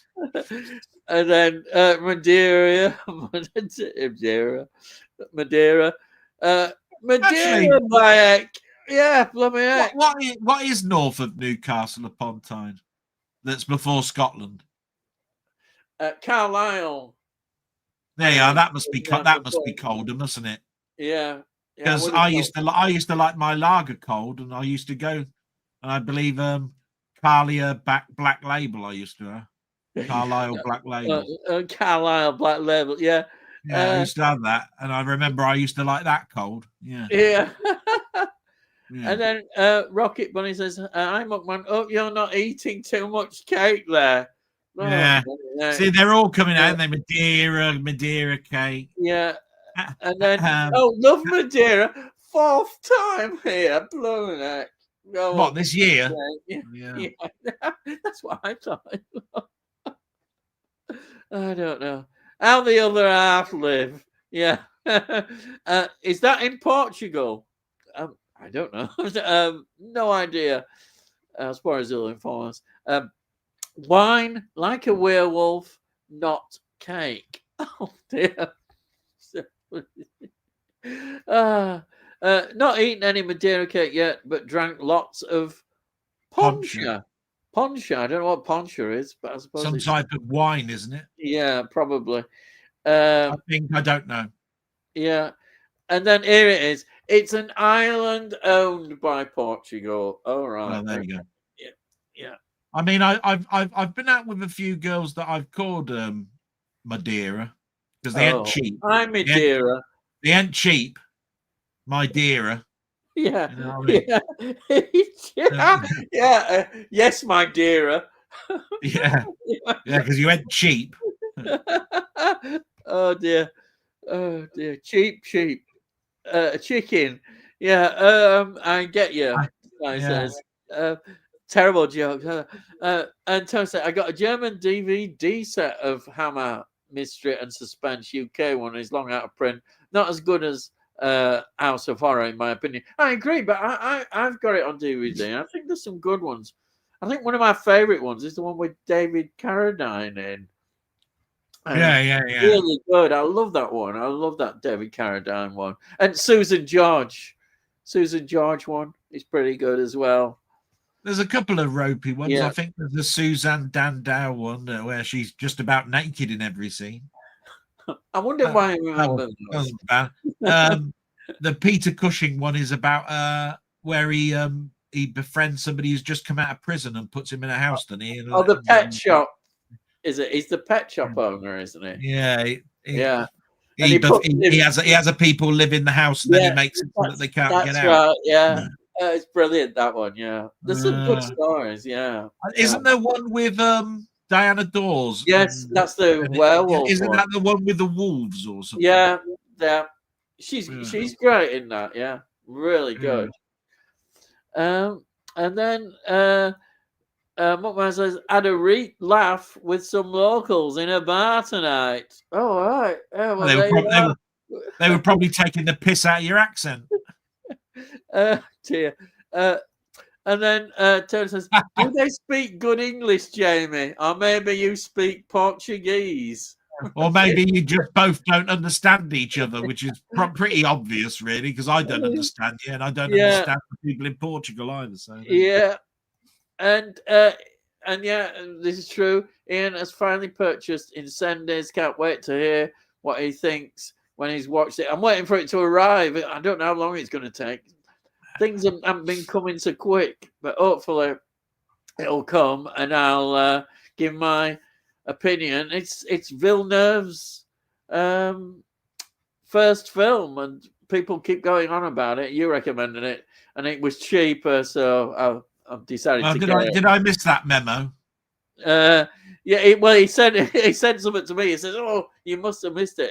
Andrew, have you got it? No, that's why I said I must have missed that memo. Thanks very much.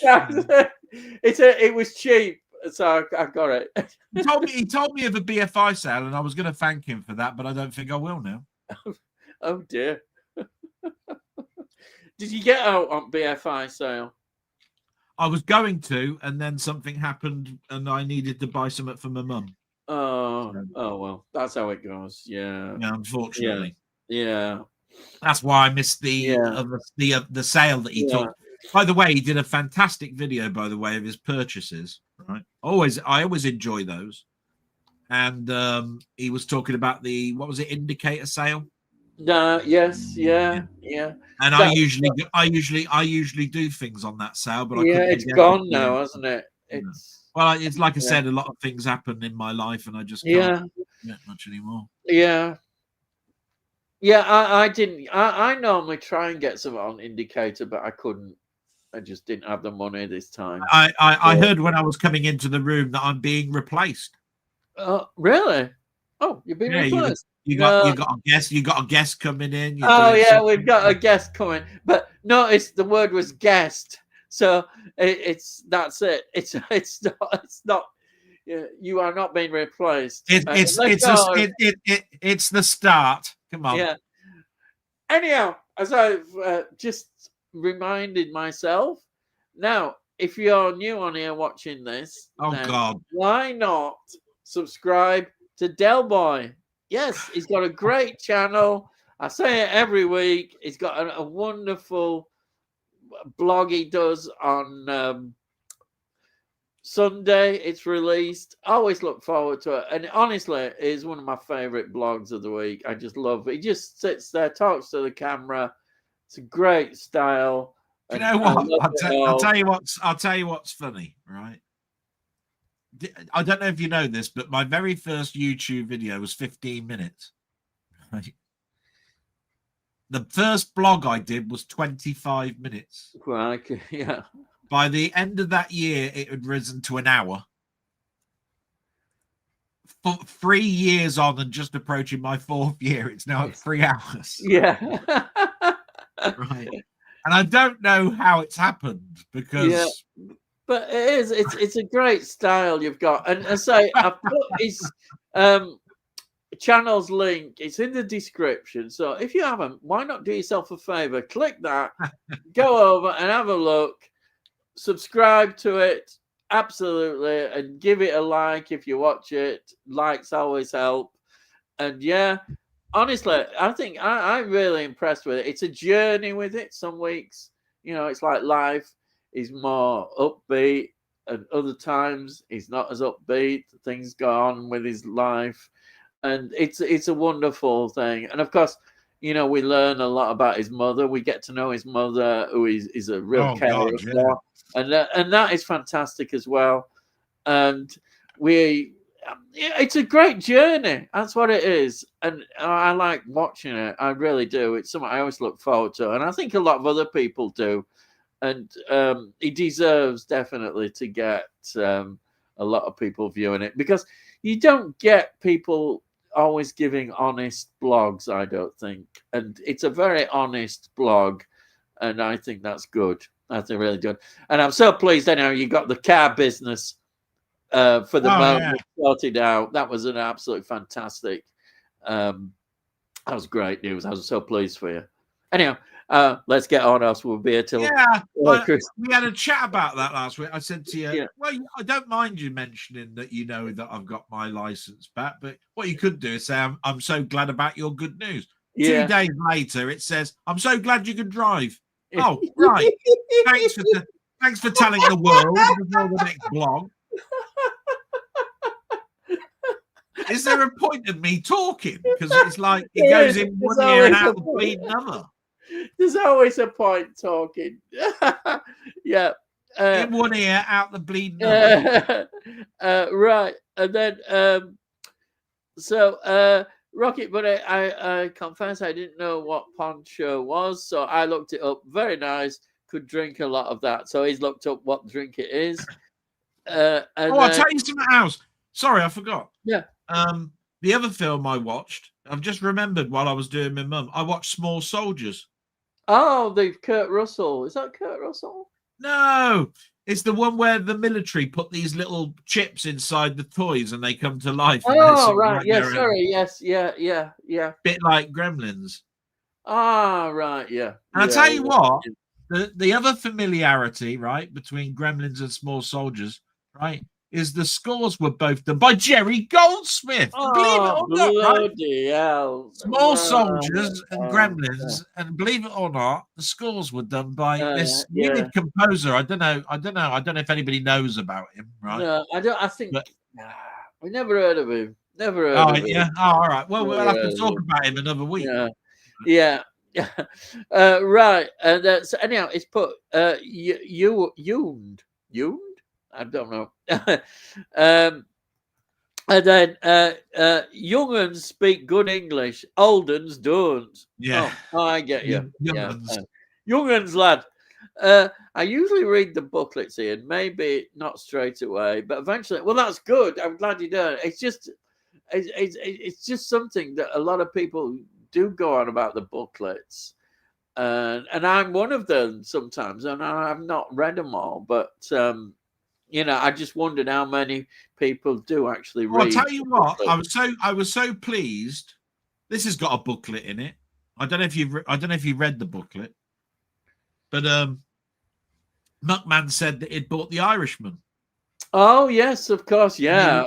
Great film. He was looking forward to seeing it again. Yeah. And do you know what? Instantly, that came to mind was, I bought that for Ian. You know, you did, yeah. Right, bought that for Ian. Love that film. Yeah. One of the first Criterion that I bought in that format, because I used to buy a lot of Criterion. I bought a lot on Criterion that were laser discs. Right, that's when I first started buying Criterion stuff. Yeah. One of the best Criterion releases I ever bought was Some Like It Hot, believe it or not. And the weird thing is, Some Like It Hot is still not in this country, I think, under the Criterion label. You have to get it from America. I don't know why that is. It's a great film, and it's a classic, and it's regularly put in the top 10 comedies of all time, along with Airplane and all that other stuff. You know what I mean? And yet you can't get it in this country on the Criterion label. Don't get it. No. I don't understand that. Yeah. It is a strange thing, this Criterion label, why they don't release things over here when they've got. They do a few releases, but they're different. It's almost like they're different from American one.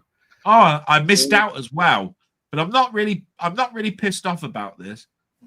But Dogma is being released, right? It's a Kevin Smith film. Yeah, Nicole Kidman. It's coming out by Lionsgate, right?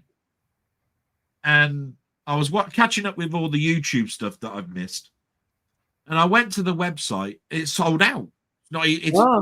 Right? It's been sold out for months. I missed the memo again on that one, that it was even coming out. That it was only coming out from Lionsgate. You can't get it from Amazon. You can't get it from HMV. You can't get. Wasn't Dogma the one that was extremely expensive? I think it is, because the reason for it is the reason that some people don't like it is because of its religious overtones. You know what I mean? Obviously, devil and good and bad and all of that sort of stuff. But I think it's got a lot of special effects for a Kevin Smith film. Yeah. But so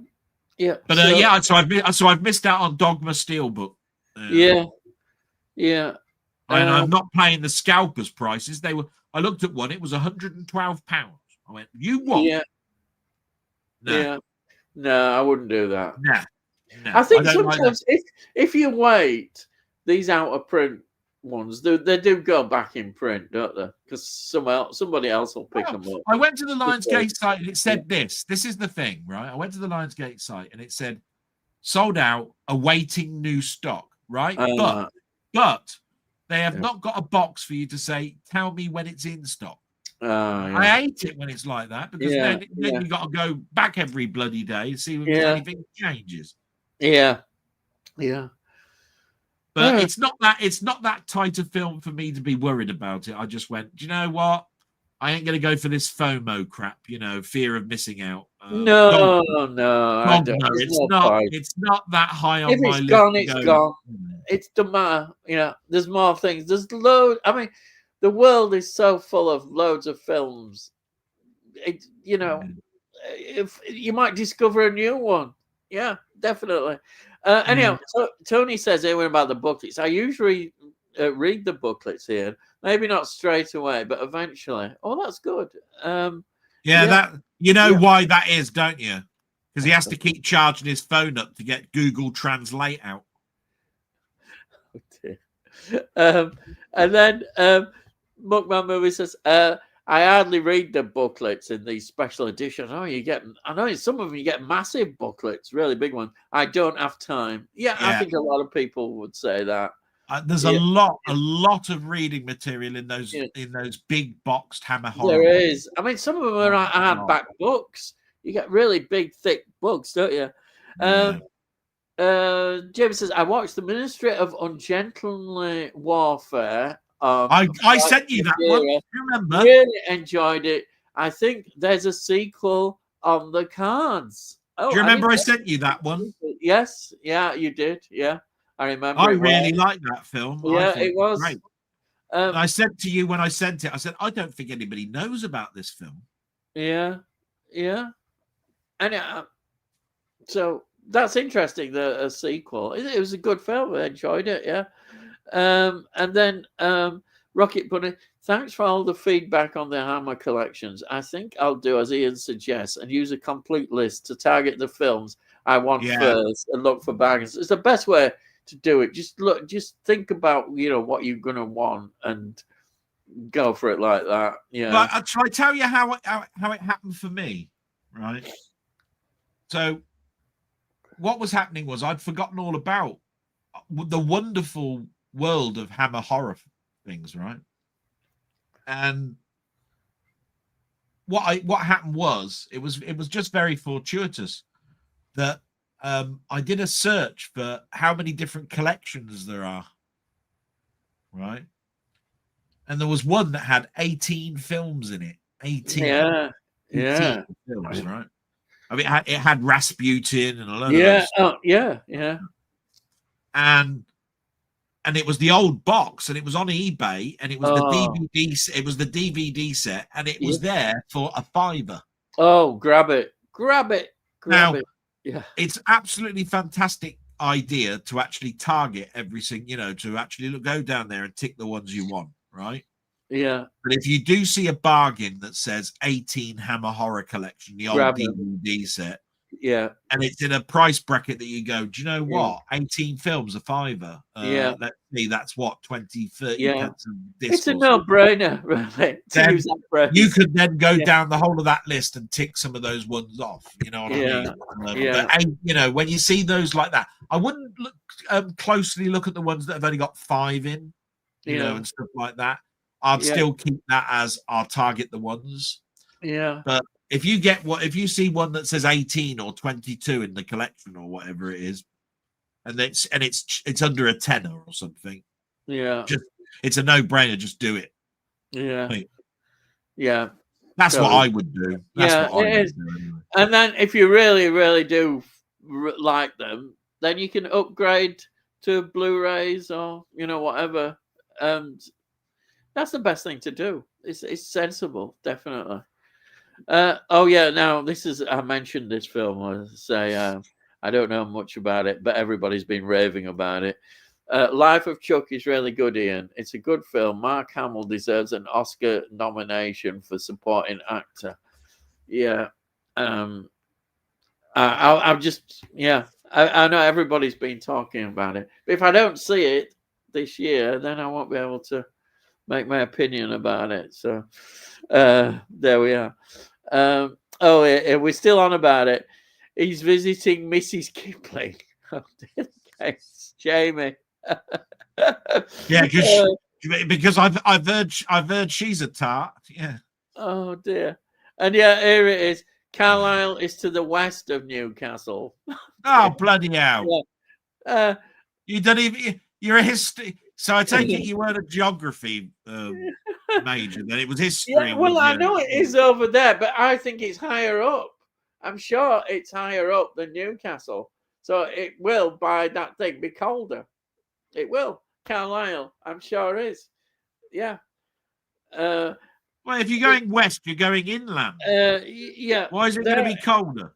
Yeah, it will. It will. It will, because it's slightly more diagonal up.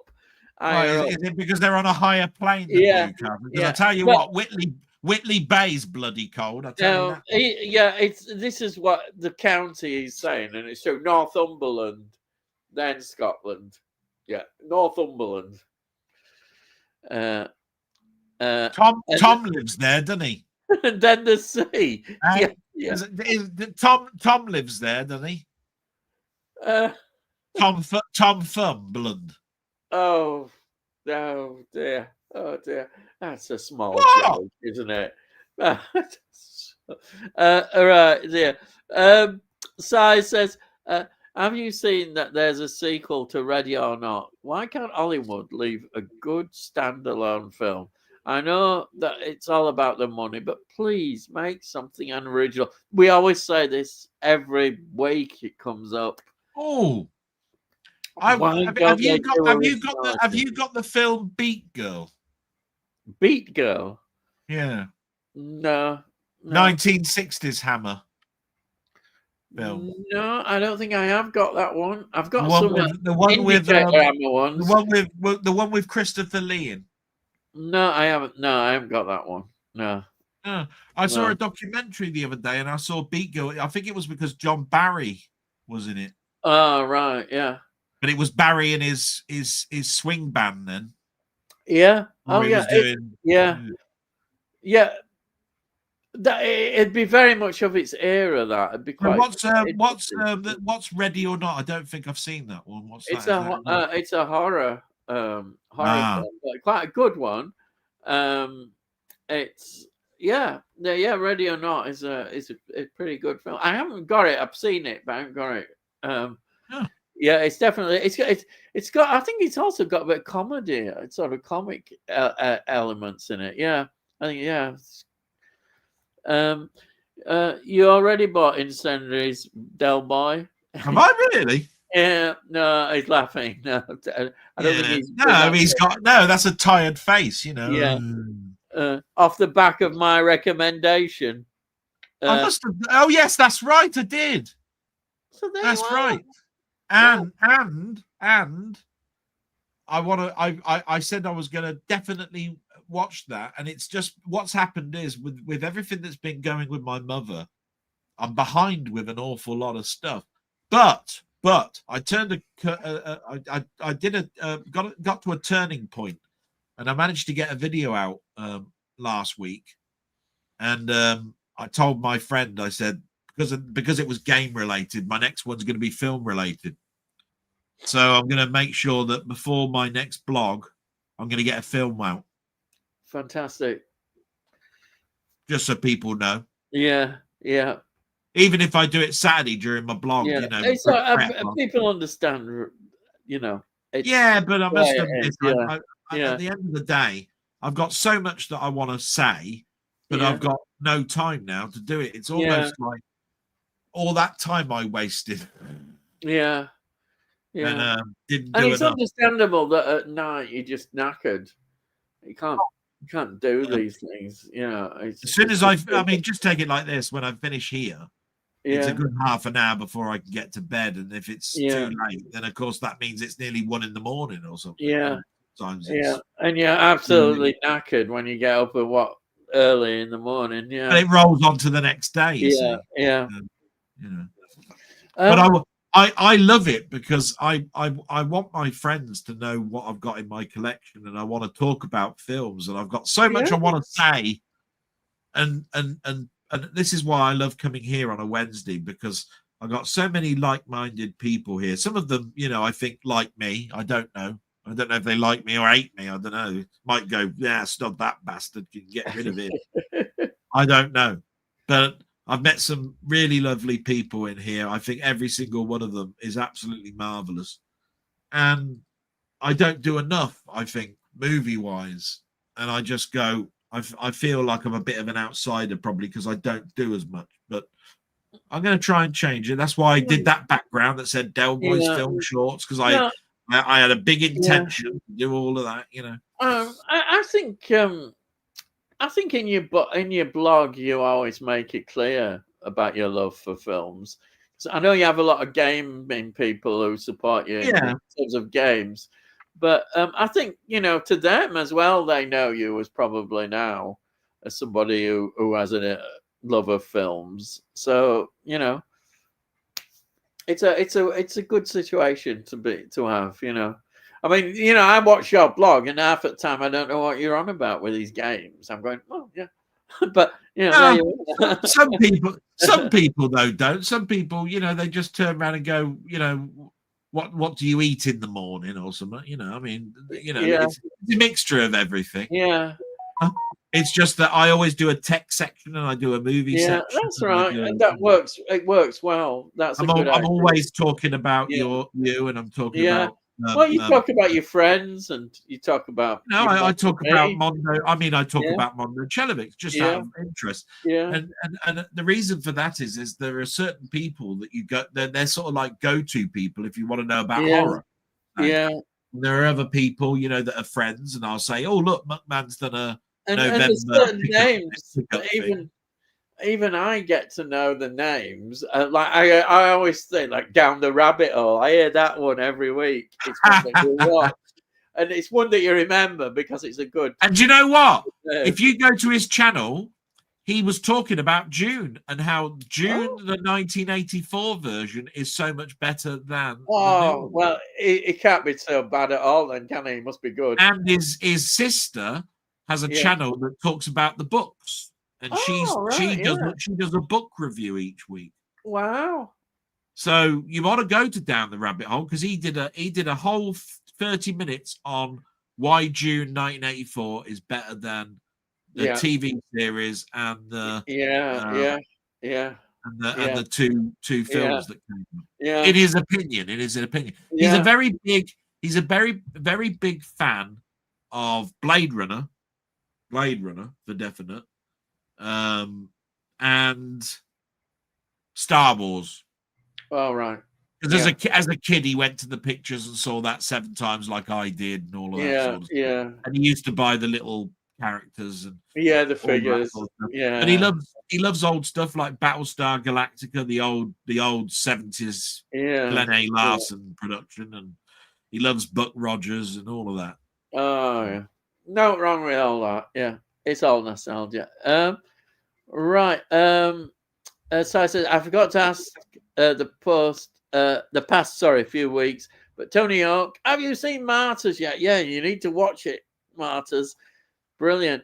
It's slowly creeping up the list to watch. Side the emphasis slowly, very slowly. So next year we might just get there. Slowly, yeah, laughing.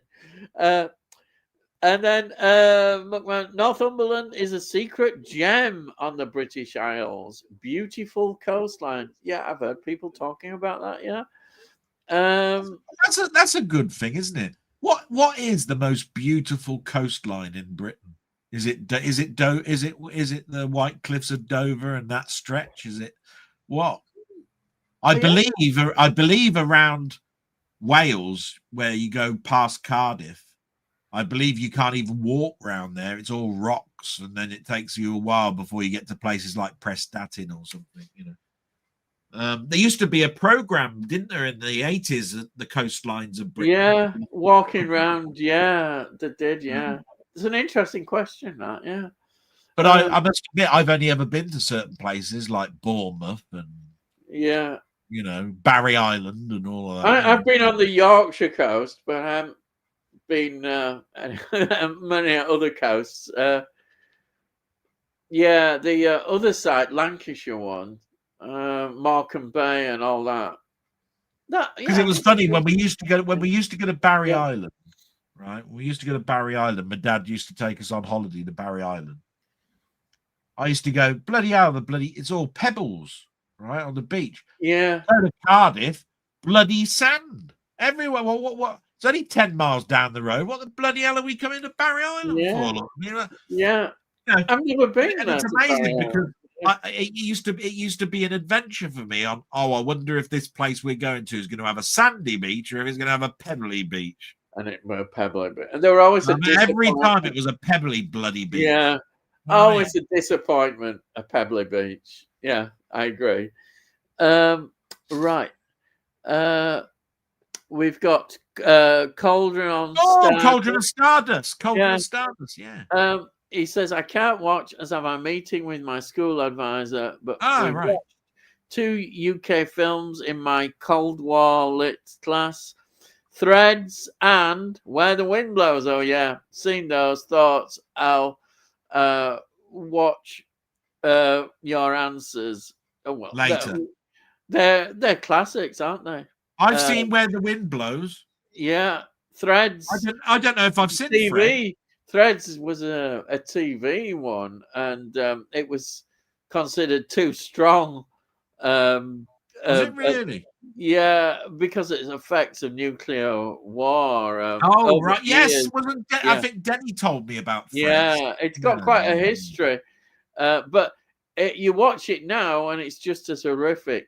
Wasn't Threads to do with the 4-minute warnings gone, blah blah blah blah blah. Yeah, it's the after effects, and it was almost like too harrowing to watch, and people were talking about it the next day, saying bloody hell. And Where the Wind Blows is a Raymond Briggs story. Yeah, I've seen Where the Wind Blows, and that is really good because I remember getting that leaflet. We got this leaflet put through the door in the 80s about what you do if there's a nuclear war, because people thought there was going to be a nuclear war with, Cold War and what have you, and ended. Germany hadn't fallen and what have you. And so that was very good. It was even in our comedies. Do you remember there was an Only Fools and Horses episode, right, where he picked up a load of lead, and it was actually a nuclear fallout shelter. I don't know if you remember it, right? I can imagine. They were having a discussion, weren't they, in this sort of like bunker that they made up, right? And of course, Delboy asked the question. He says, well, what does the 4-minute warning sound like? And he says, exactly. No bugger knows, right? What is it? All the ice cream vans go out and play their jingle? No bugger knows what the 4-minute warning sounds like. And they tried to do a dry run on how far they could travel in their freewheel van in 4 minutes, right? Where they were going to build this nuclear shelter or something. They built it on the top of their tower block. And then they were working out what you needed to have this nuclear shelter to work. And they worked out that although you could build this shelter, you needed to build it right next to a warehouse where there'd be 1,476 car batteries to power the damn thing up, so that you could have the air conditioning working and all of that sort of stuff, right? Because you went through 2 batteries a day, so he was working out. So that's 2 batteries a day, 7 days in a week. So that's 14 car batteries, and then there's 52 weeks in a year, and then we're in this shelter for about 5 years. So, we need a bloody great big warehouse we got to build this thing next to, just for the batteries, let alone the baked beans that we got to have and all that sort of shit. And it just made me laugh because, this is the comedy behind the, oh my God, nuclear war. You know what I mean? This is a serious subject, and they were just making fun of it. And I thought this is a great relief thing. It's interesting that kind of mentality hasn't gone away. Do you remember this year? It could even have been a few months ago. We all had a Bing on our mobile phones that were trying out, so you could get a warning. And I think it was at a certain time, and it came on, didn't it? We had this thing. So there you are. You like conspiracy theories? Hey, what's going on? Right. And then we've got saying Amble is beautiful, Muckman. Dogma is only worth watching for Salma Hayek on a stripper's pole. Yeah. Wow. Salma Hayek is lovely Yeah. anyway. We love Craster and Walkworth. All right. Okay. Also, happy holiday season. It's lovely. I'll tell you what, it's lovely to hear from Cauldron of Stardust because I haven't heard from him in a long while. Right. Brilliant. I always like his picture. Do you know what you see? That's lovely picture there. Yeah. That looks like Jupiter, is it? Yeah, Jupiter with some sunglasses on. Yeah, that's it. And so it says, Conan, you'll need to get an antidepressant prescription after watching them. Oh, God. Yeah, they're not exactly the most cheerful. Bamber is nice too. Not just the castle. Oh, the castle. Oh, yeah. I haven't seen the castle though, but any castles, and I want to go and visit them. Oh, yeah. Isn't there a celebrity called Bamber Castle? Oh, dear. What? Yeah, that's a bit of a university challenge. Nobody said there weren't going to be dad jokes in this. Conrad Threads is an incredible, bleak, and believably dystopian film. So depressing. I think I top myself if a nuclear holocaust happened. Yeah. So I've worked out how to kill Muckman now. Then, right? Yeah, and you can sneak into that garage. Then I'll send the email to Putin. I'll send the email to Putin tomorrow. I imagine you all have all those. Oh no, it isn't in the garage. It's all the shelves in it. It's got a stack of shelves that you see. You better help yourself from those shelves. Yeah, I'll tell you. If I ever do find out, that's the first thing. I'm going straight to his shelves. So it says, wasn't Netflix going to remake Threads? I'm convinced that I saw that earlier on this year. I don't know. Nothing would surprise me. I think I heard that actually. Yeah, it wouldn't surprise me that Netflix would do something because like I think there was a lot of talk about Threads just as a documentary, about dystopian films on something like the Arts Channel or something, and I'm pretty sure I heard probably on there. Yeah. And then Tony says, best outcome in that scenario is probably a direct or very close hit while sleeping. Probably never knew anything had happened. That's a good point. Yeah, you be asleep and that's it. You don't wake up. Yep. Fingers crossed there. And then Tony, I had to Google it, Ian. Newcastle is 5 miles further north than Carlisle. Yeah. So there you are. It was only a guess. Yeah, brilliant. And plus Newcastle gets the Siberian winds. It's freezing on the coast, in Siberia. And then Tony says Cornish coastline is highly regarded. I think it is, Cornwall and all that stuff. I've never been to Cornwall, never. I've heard it's a bit pasty there. Oh dear. Yes, yeah. What? Yeah, I like a good Cornish pasty as well. Oh, sorry, Cornish pasty. Sorry, I like Paignton on the South Devon coast. All right, Paignton.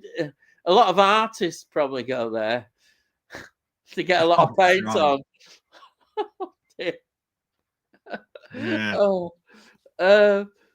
I've heard the cream of the crop will live there. Oh yeah. I've never seen Threads. Think it'll be lower down on the list than Martyrs for me. It's not something you would rush to think, oh, I've got to have a really good night and watch Threads. It's a good dystopian film. It's a good dystopian. And then Rocket Bunny says, 4-minute warning sounds like that Frankie Goes to Hollywood sound, isn't it? This is the sound. Piano plays. Yeah. There we are. And then Acres of Movies. Stacey says, best non-Caddyshack. Caddyshack, sorry. I know I've only seen that one that you sent me. What's that? The second one. I've never seen the first one.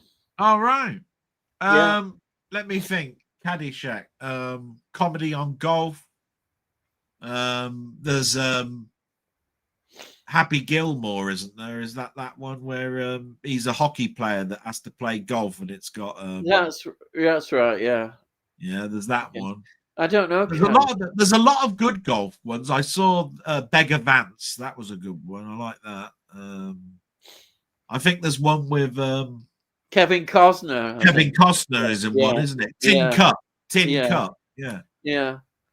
There's a number of golf ones actually quite good, but Caddyshack it's quite funny. Right. And the only funny ones I can think of is probably Happy Gilmore, I think. Yeah. Okay. The thing about Caddyshack is it's all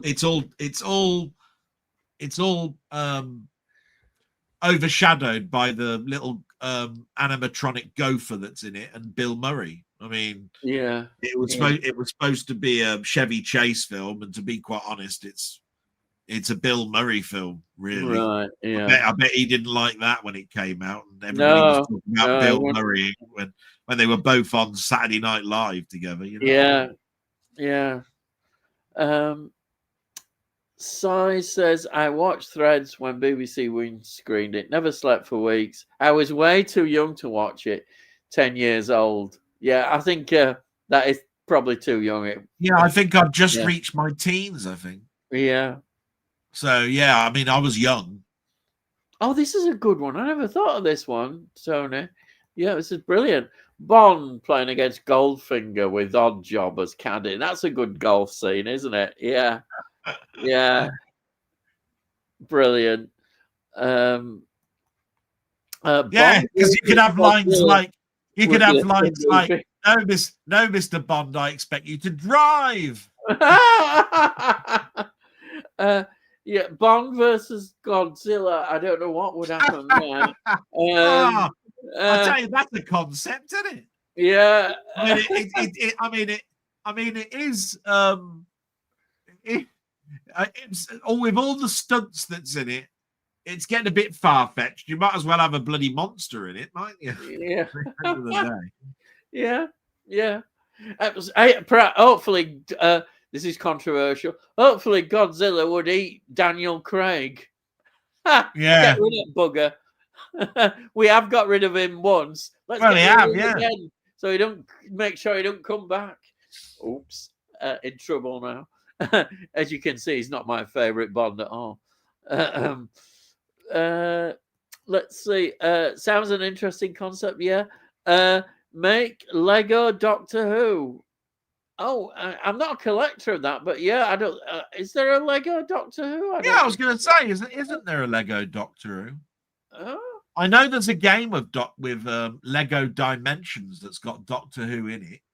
Yeah, but I'm pretty sure that's based on the Lego set that's got Doctor Who. I would have thought they would have been a Doctor Who Lego. Yeah. Actually, I think I've seen all the Doctors as Lego. I think they did a limited edition TARDIS console room with little miniature companions and that. I think I saw, and they're quite expensive. You can't get hold of them now. They're really expensive, I think, to get hold of.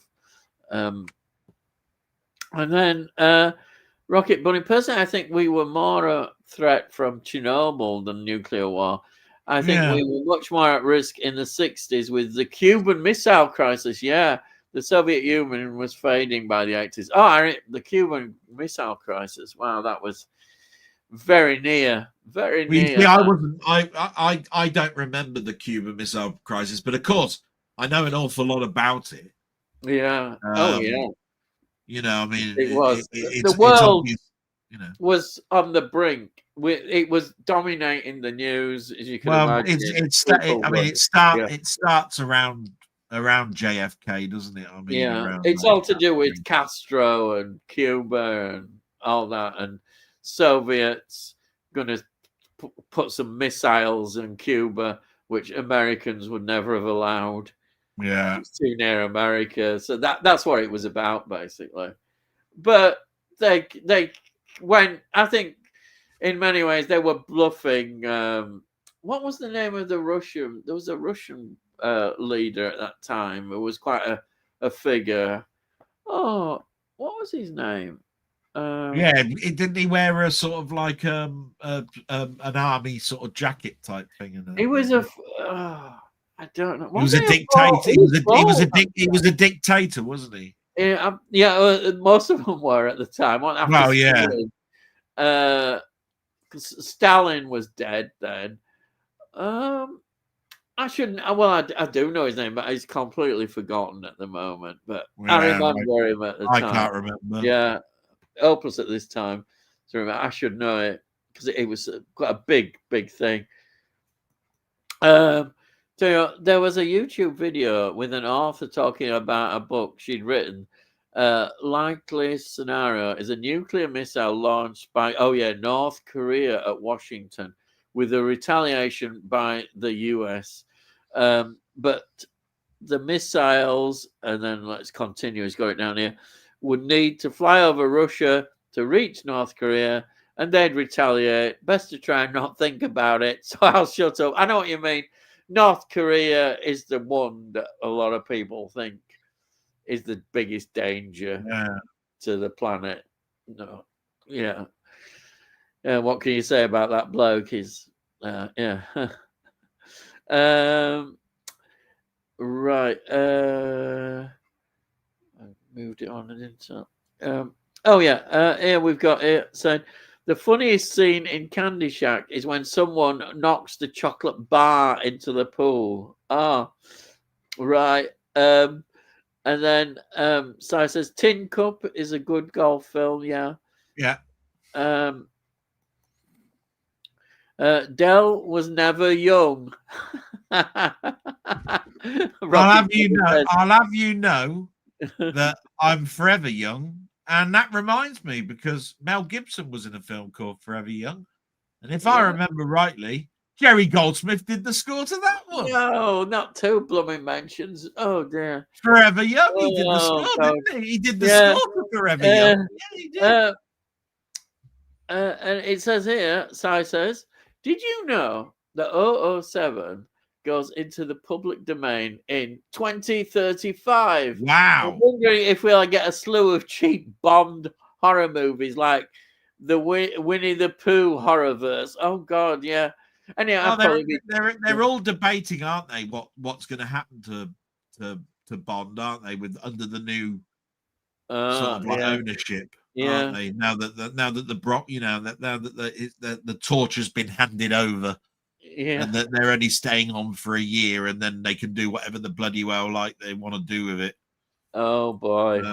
So they're at the moment, really, all they've got is a big library of films, and it's up to them then what they can do with it. So they'll get some money from sales, I should think. Yeah. And then it's what you're going to do with it, because and yeah, you're quite right. You've got 10 years. What are you going to do? Yeah. I mean, it used to take 2 years. 1 year of it was planning. Yeah. You know what I mean? So if you're going to do a film every 2 years, you've got 5 films in you, and that's if you start now. They're saying they're going to do some more, aren't they? It's not gone, has it? They said they're. To be quite honest, I think it could do. They made an announcement, didn't they? I think it could do with a rest, but I said to you, I think that sometimes you've got to turn around and go, could it be better as a mini series and do some really top-notch mini series, better, closer to the books, you know, than the films are? Will they do that? Nah, will they? I don't think they will. They don't, unless they're watching this channel, and then and then you can take a cut. And then, of course, you know what? I accept checks. That bounce. You know, I mean, I don't mind. You know, I'd prefer a money transfer on a card. Actually, yeah, I bet you do. Yeah, I know where I'd stick my card. Yeah, and then Rocketman says there has been a lot of Lego Who merchandise over the years. Yeah, Tony, it's inevitable, I would think, Si. Can't it be copyrighted again, or it's permanently out of copyrighted then? I don't know if you can redo it. I don't know. I think if that's it, I think. Here it is. Khrushchev.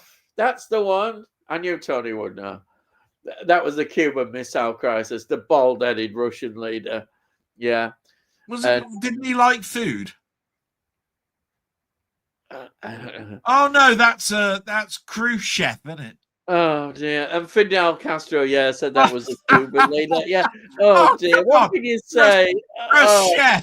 Yeah, come on. All these foods things. First we had Madeira cakes, and then we've had this now. What's going on? Oh dear. Free to own, I think, Tony, after 100 years, the exclusivity becomes non-existent. I don't know.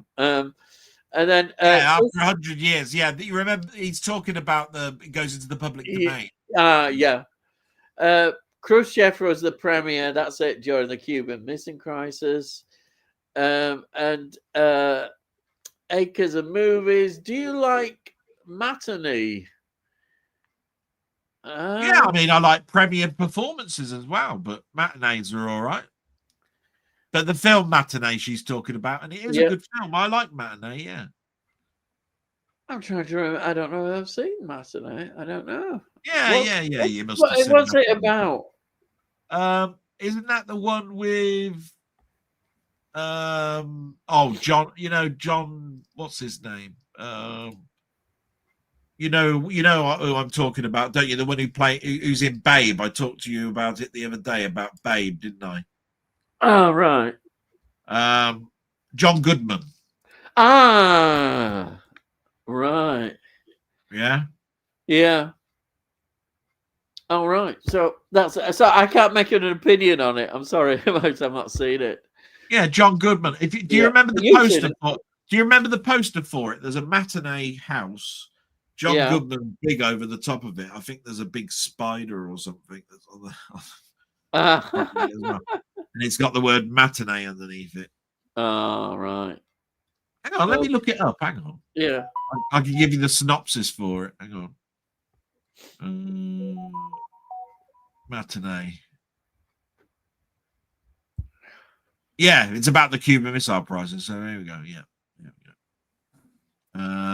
Matinee. Matinee is a pleasant throwback to the 1962, the moment when the Cuban Missile Crisis was putting the fear into a lot of people, not the least the town of Key West, Florida. And during that crisis, Goodman's character Woosley thought it was the perfect moment to use that fear to bring the most terrifying experience of all to the big screen, namely Matinee is not your typical Joe Dante film and delivers its topic smoother and less offensive than most, but the charm and lessons of Matinee are nevertheless breezy and powerful, delivering a lot of fun that the critics liked more than the audience, who basically saw the film, if you compare it to other Dante films, naturally and completely expected Jerry Goldsmith was standing by to deliver the music. That's right. Yeah. And then, like I said, I've seen it. I've got the score. Yeah. That's why the reason I can remember it is I bought it on vinyl and it's got the front cover poster. It's the poster. Right. Yeah. That's why I remember it. Yeah. Sai says, with the mention of the Cold War, has anyone seen The Death of Stalin? It's a really good film. I've heard about it, but I have not seen The Death of Stalin. Nope. I know a lot of people raved over it at the time. Yeah. But I've not seen it. No. On my watch list, always silent. So one day I'll watch it. Yes, with a massive watch list. And then one day I'll watch it, and the next day I'll be in the post going all its way to bloody Ian's house. And then Tony says, got that on DVD side. Good satire. Yeah, I think it is a satirical film, The Death of Stalin. Wow, Ian is on fire tonight. We're answering comments almost live. Oh, yeah, well, there we are. We tried to finish like, we'll see how it goes. Steve Buscemi as Khrushchev is brilliant in Death of Stalin. Oh, that's good. It sounds good, that one. I have a DVD of a biopic of Stalin with Robert Duvall playing him. Must get round to watching it. Ah, that's interesting. Robert Duvall as Stalin. Ah, Robert Duvall, great actor. yeah. Tony, did that come at around the same time as the Mussolini biopic with George C. Scott? Oh, he's done Mussolini as well. I forgot about that. I bet that's quite interesting as well. George C. Scott. Good. A lot of these biopics. See, Matinee mentioned, do you ever consider the time of day when deciding on which film to watch? I frequently go for a classic older film as a matinee or more wordy film for late at night. Now, that's interesting. Do you watch a film? Is there a difference, like watching a film in the afternoon to watch a film? Oh yeah.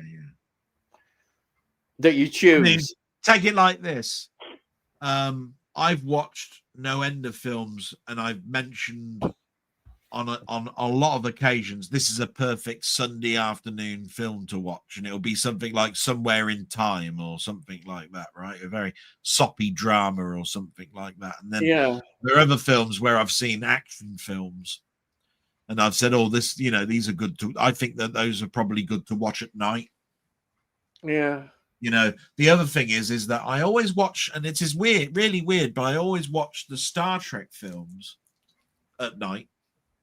Yeah. And I think the reason for that is that I like it dark in the room, and then I watch, and the only thing that I can see is the screen, that's lit up.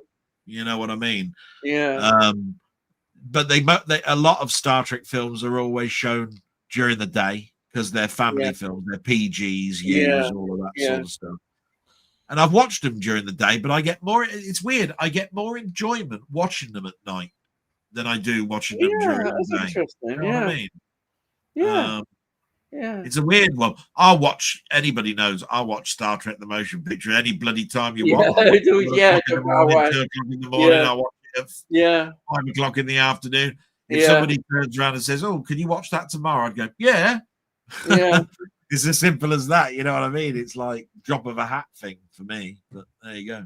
I must admit, I do like to watch horror films more at night. I do watch horror films at time, but horror films at night are the best. And like a Hammer film, if I don't know what, say I fancy watching a horror film, but I don't know what. I like a comedy. I like a comedy early evening. Yeah. Followed by something that's got probably a little bit more girth to go to bed on. You know what I mean? I know of films that I like to watch in afternoon. Epics, sort of big epic films. Oh, they're epics. Epics are fantastic in the afternoon on bank holiday Mondays. Yeah. You know what I mean? Right. Yeah. I just love historical epics. Biblical epics. 10 Commandments, Ben. All the biblical ones are really good. But I like the big long 3-hour westerns. I think epics definitely suited for afternoon. I remember seeing how. I tell you what was great. The first time I watched How the West Was Won was Saturday afternoon. Yeah. Was a Saturday afternoon. I remember. Yeah. On the other hand, perfect time to watch it because that again is about a 2.5-hour film. Have you ever done a massive session of films together? I know it's probably difficult for you. I went to a 72-hour horror fest, didn't I? It's like I like to do all at Friday the 13th films, which is very difficult. I could normally do it. Imagine going to a cinema picture house and watching 72 hours of film. You'd be knackered, asleep by those at the end. You wouldn't be able to watch those at the end because in the darkness. No, the first time I did that, I was. Hang on, how old was I? Let's have a look. It was 80. I was 16. Oh, yeah. And I shouldn't have been there because you're not supposed to go until you're 18. Oh, dear. Because it had all sorts of trauma films. And yeah. stuff there. First time showing of Driller Killer and things like that. Yeah. Yeah. Oh dear. That's an interesting question. Yeah, it is a good question, that. Because I think your mood as well. Sometimes it depends what sort of mood you're in. Sometimes there's some films you've got to be in the mood for a film. Sometimes you think, oh, I'm not sure whether I'll tell you what I do like doing as well. If I go to bed early, like a 10 o'clock or something, yeah, right? I like to get into bed, right, and watch a full start off watching Doctor Who in episode 4. yeah, yes, right, yeah, and of course they're about an hour and a half long, and sometimes I'll drop off to sleep because I've seen them that many times. Yeah, and then I'll go, I was getting into that. I'll have to go back and get to the bit that I can remember. That must have been in part 2, I think. Do you know, I know it's slightly different and off topic, but I was going through YouTube last night and I saw this thing. It came up and it says Time Tunnel, never aired remake from, I think it's something like 2002 or something. It's something early. It came up on YouTube. So I thought, oh, why not give it a watch? Obviously it didn't get past the pilot that they did it. And you know what? Obviously, you compare it with the original, and the original's got its own charm and that. But I was getting into it. I could have done with a few more episodes. It was a good idea, to update the story. But they obviously cancelled it. They decided how many unaired pilots have you actually seen? I've seen tons. Yeah, there must be. You know, like the unaired pilot of Red Dwarf in America, and you think of the money that they spent on these things, and they just kind of wasted the money. They just thought, one of the biggest selling points of buying the Star Trek VHSs was seeing the unaired pilot, wasn't it? Star Trek that was introduced by Gene Roddenberry, wasn't it? Yeah. We made this unaired pilot. Now I'm going to show it you for the first time, and all of this. Yeah, no, it's true. But that was interesting because you think to yourself, Time Tunnel is a good concept. I'm surprised that they haven't done remakes of it. I'll tell you what, the biggest issue that he had, Irwin Allen, is he sort of went beyond how many episodes there were in a season. If I remember rightly, Time Tunnel was one season, and I swear it was like 32 or 34. It's a lot. It is a lot, yeah. And most things are like 22 episodes or something.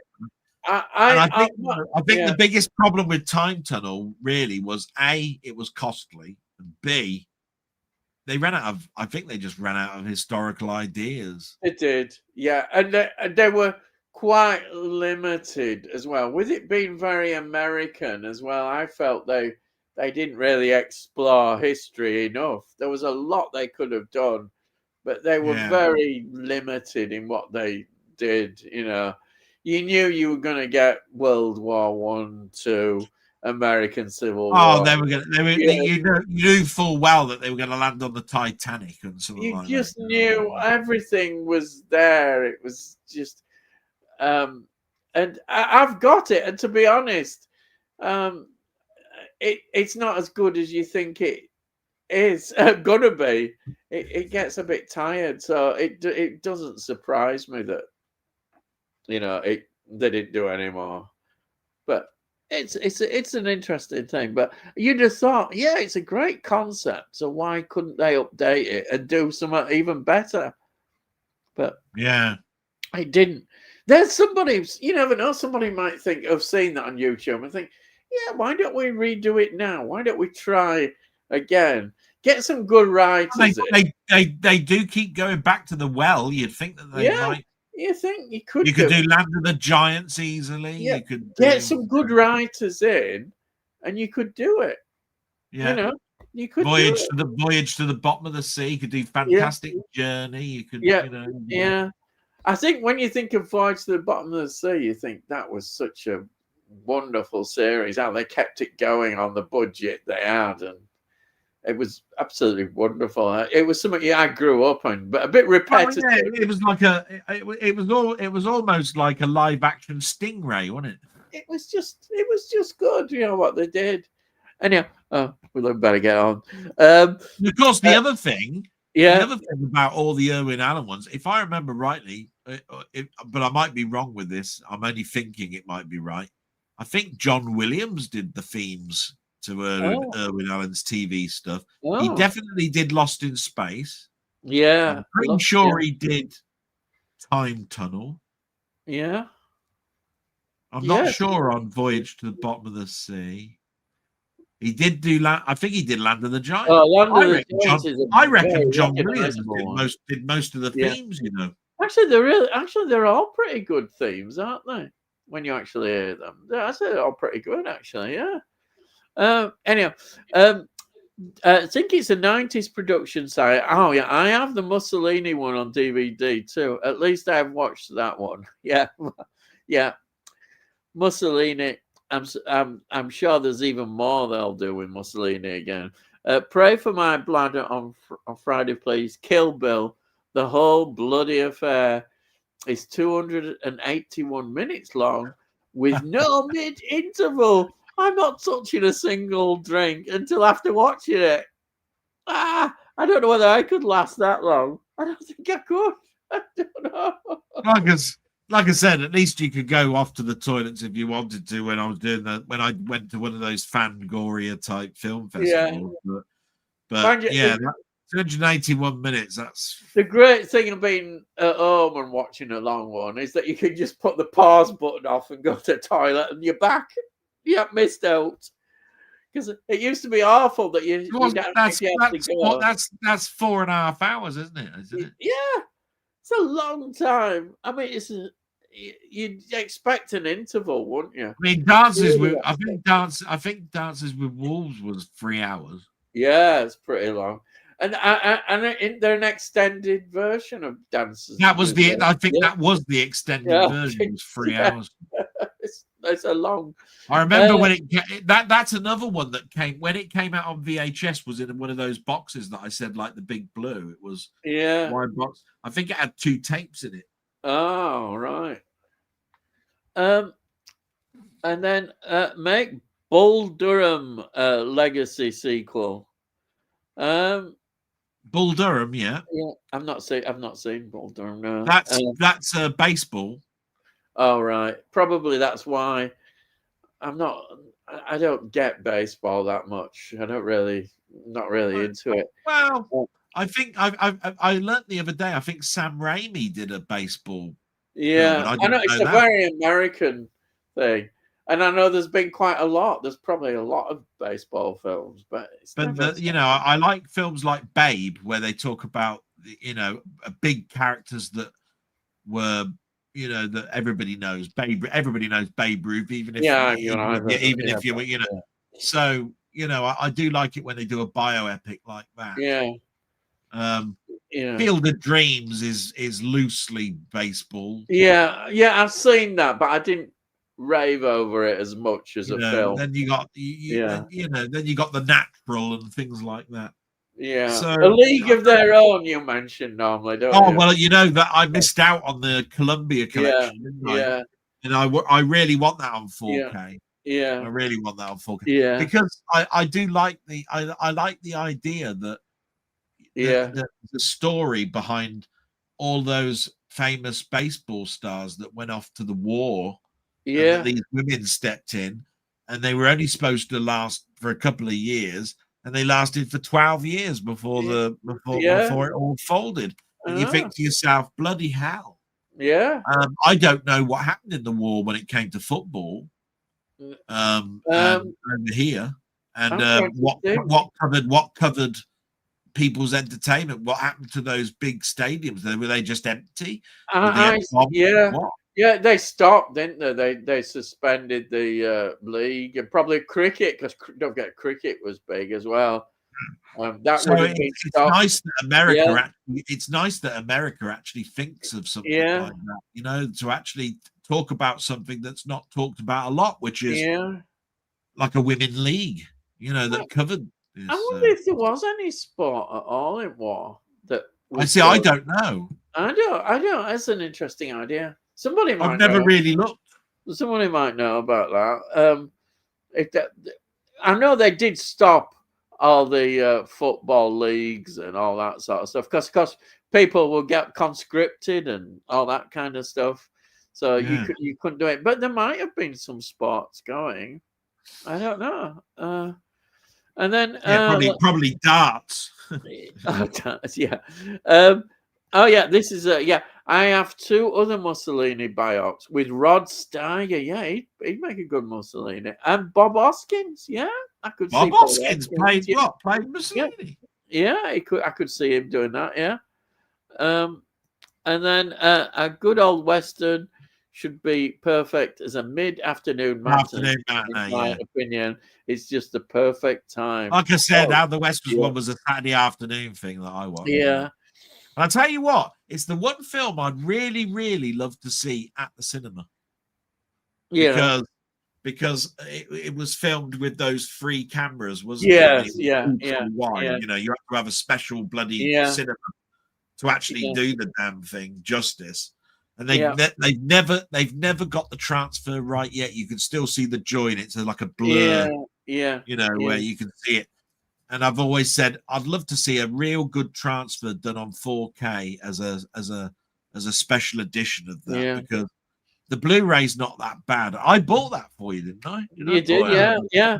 I mean, I've seen it at the cinema. We did go and see it. I don't know. I wouldn't have been that old, but do you remember the blur lines? Did you see them? Did you see them on the big screen? I can't remember, but we went to this big tent. It was like a massive tent which was going around the country, right, showing these films. And I just remember that. I don't remember a great deal, but yeah, it's a film that stuck in my mind quite a bit as the actual film because I was interested in the way how, as the title suggests, how the West was won.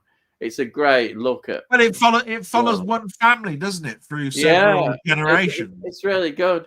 I really like the Jimmy Stewart section. Yeah. Jimmy Stewart. Watching all those people go down the river, to get to where they've got to get to as fast as possible. I still think John Wayne was hardly in it, which seemed a bit. He was in the section with the Civil War, wasn't he? It wasn't that long, and I expected more. I think of John Wayne, but anyhow, so it was probably. He was probably that section was more about two deserters, wasn't it? Really? Yeah. But John Wayne possibly was doing other films at the time and probably had in his schedule. There's all that kind of thing. Kilbur's lots of water fountain seas, if I recall. Everyone leaves the taps on also. Well, that'll get you going, won't it? I prefer amateur horrors in the dark. Doesn't seem right watching them in bright sunshine. No, you're probably right there. I think I agree. Yeah, I don't tend to watch them in the afternoon now. That sounds right. Yeah. Cy Robson, that's it, Rocket Bunny. I'm getting some adult nappies. Oh, you can watch. Yes. I'll sell you some of my mother's pants if you want.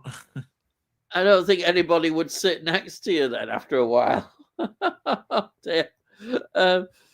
This is Tony says, I prefer Voyage to the bottom of the sea to Time Tunnel, especially the first black and white series, which had some really good espionage stories. It gradually got sillier as it progressed. Yeah. I enjoyed the sillier stuff. Do you think it was a better product as a black and white show or as a color? Do you think when they added color to it, it lost? Well, to be honest, when I watched it, we didn't have color TV, so I'm not seen I haven't got the box set or anything of the episode. So I remember when I watched the black and white ones, I thought the light and shadow worked quite well, actually. Right. But that might be just a faded memory. I haven't seen it for a long time. Yeah. I remember the time that most influenced me watching that was when BBC Two showed it. I do remember it being.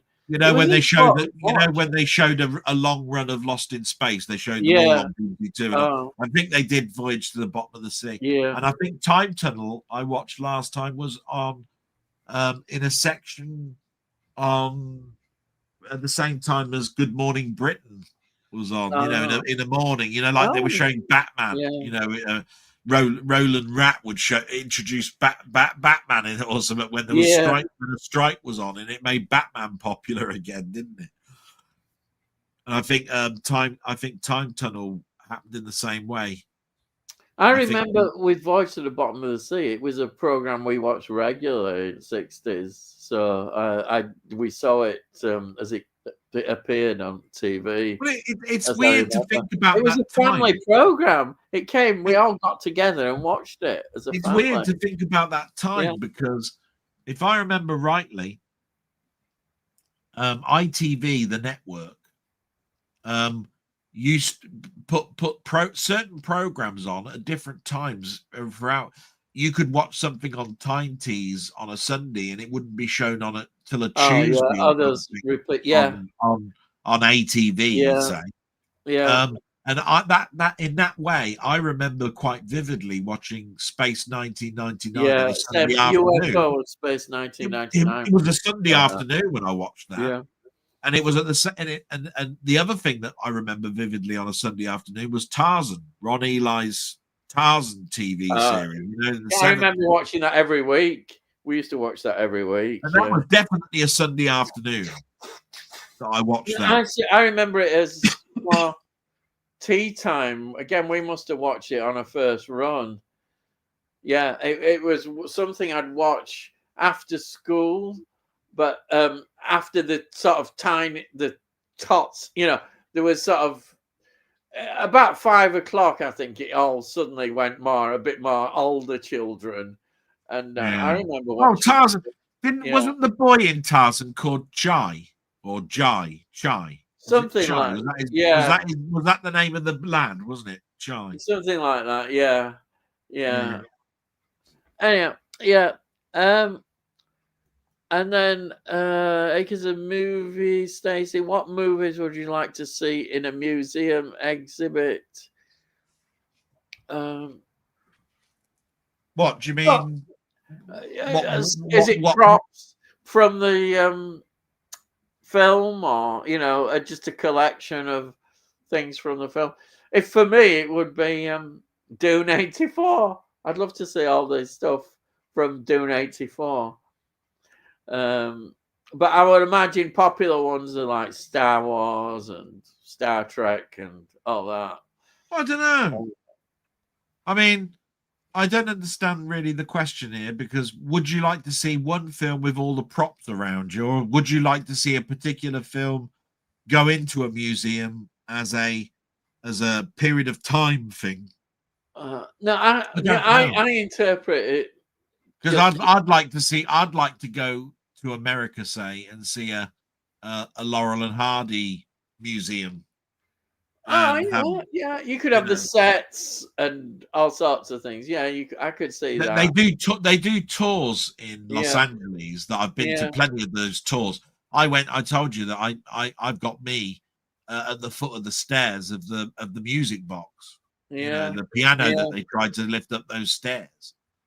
And that's a fantastic place, because it's just round the corner from where Hal Roach Studios was. Yeah. The other thing that was near Hal Roach Studios was the Lucille Ball, the Desilu Studios. Yeah. She bought those. I think she bought the studio that was the Hal Roach Studio, and then it was burnt down in the late 60s. Yeah. But she tried to set up her own network, didn't she, to rival them, and that's why Star Trek came from. Yeah. There's a lot of films that could be interesting. But I'd like to see a Harold Lloyd exhibit. Anyhow, let's and then we've got For the Love of the Game is a baseball film by Sam Raimi. It's a decent watch. And then, I couldn't remember what it is, but it's yeah, called For the Love of the Game. Oh, right. yeah. I And don't then, think I've seen it. yeah. You know. Tony says, yeah, John Wayne made a good Civil War film with William Alden, The Horse Soldiers. Yes, yeah, it's one I that haven't you. seen that. I think you sent me that one. I'm sure I've seen that one. Oh, well, of course he bloody well did, Yeah, didn't he? I mean, he sends bloody yeah. everything to you, doesn't he? Landfill goes to you. And Tony says, I have the DVD set of Voyage to the Bottom of the Sea. The color series gave it a more comic book fantasy style, in my opinion. The black and white series one was perfect for the principally Cold War espionage stories featured. Yeah, I get what you're saying. That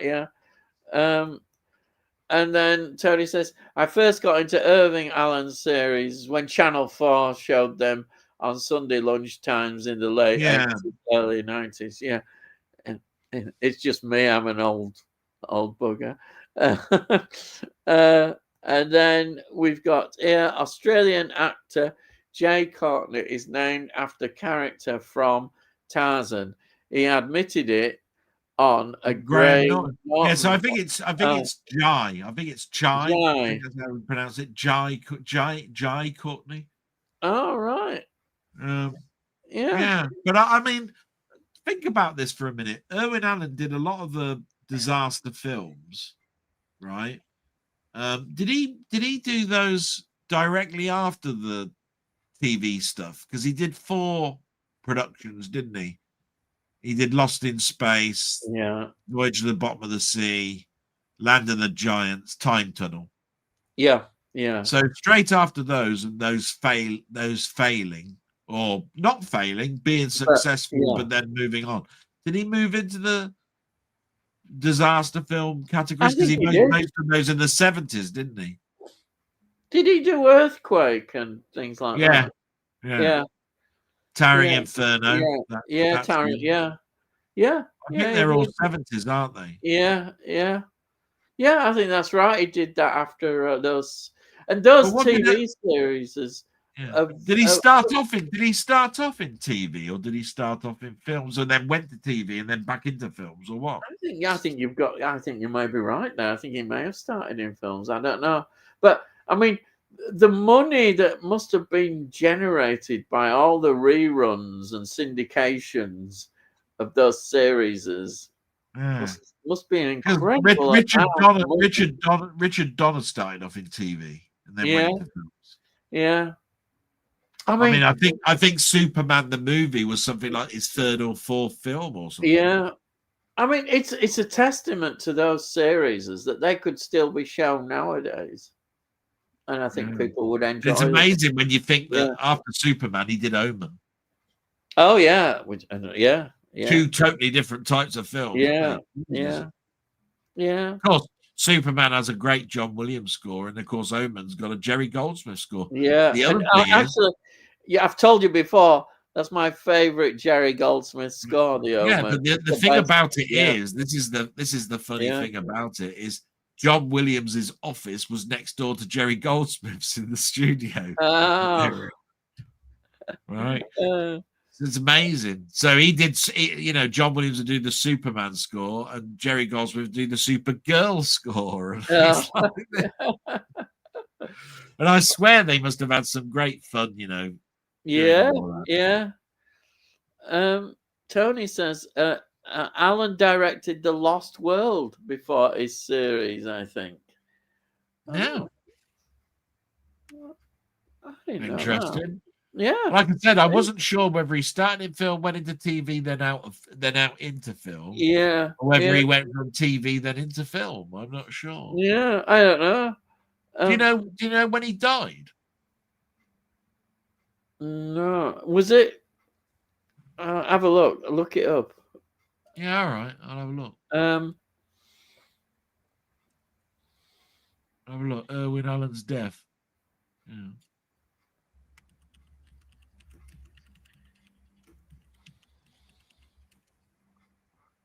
1991. Oh, all right. So it didn't have any other projects after those then? No. Located, it was Santa Monica, California, age 75. Known for producing science fiction and disaster films. Yeah. What happened to Irwin Allen? Allen planned to make a star-studded musical of Pinocchio, but his declining health forced him his retirement in 1986. He died in Los Angeles from a heart attack. Buried at the Garden of Heritage, 5 upper level wall crypt, Mount Sinai Memorial Park. It's interesting that a musical. With Oscar-winning films such as See Around Us, The Towering Inferno, and The Poseidon Adventure, the Irwin Allen movie productions are a major part of cinema's history. Irwin Allen is also responsible for 6 hugely popular television series spanning the 60s and 80s. Now, I've named 4 of them, so I don't know what the other 2 were. I always associate him with the 60s ones. So there must have been stuff after Land of the Giants then. Yeah, hang on. Towering Inferno, Time Tunnel, Land of the Giants, Voyages of the Sea. They usually do a filmography, don't they? Yeah. So Where Danger Lives is his first film, 1950. He was the producer on that. He directed, produced, and wrote The Story of Mankind in 1957. The Lost World, by the way, is 1960. When Time Ran Out was his last film in 1980. Beyond the Poseidon Adventure was the year before. Doesn't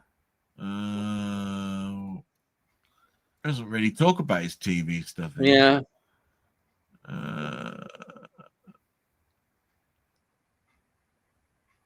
Look, Voyage to the Bottom of the Sea, the 2002 TV pilot, was included as a bonus feature on Volume 2 of Fox's DVD release of the 30-episode Time Tunnel. So Voyage, the 2002 TV pilot was actually on the box set for Time Tunnel.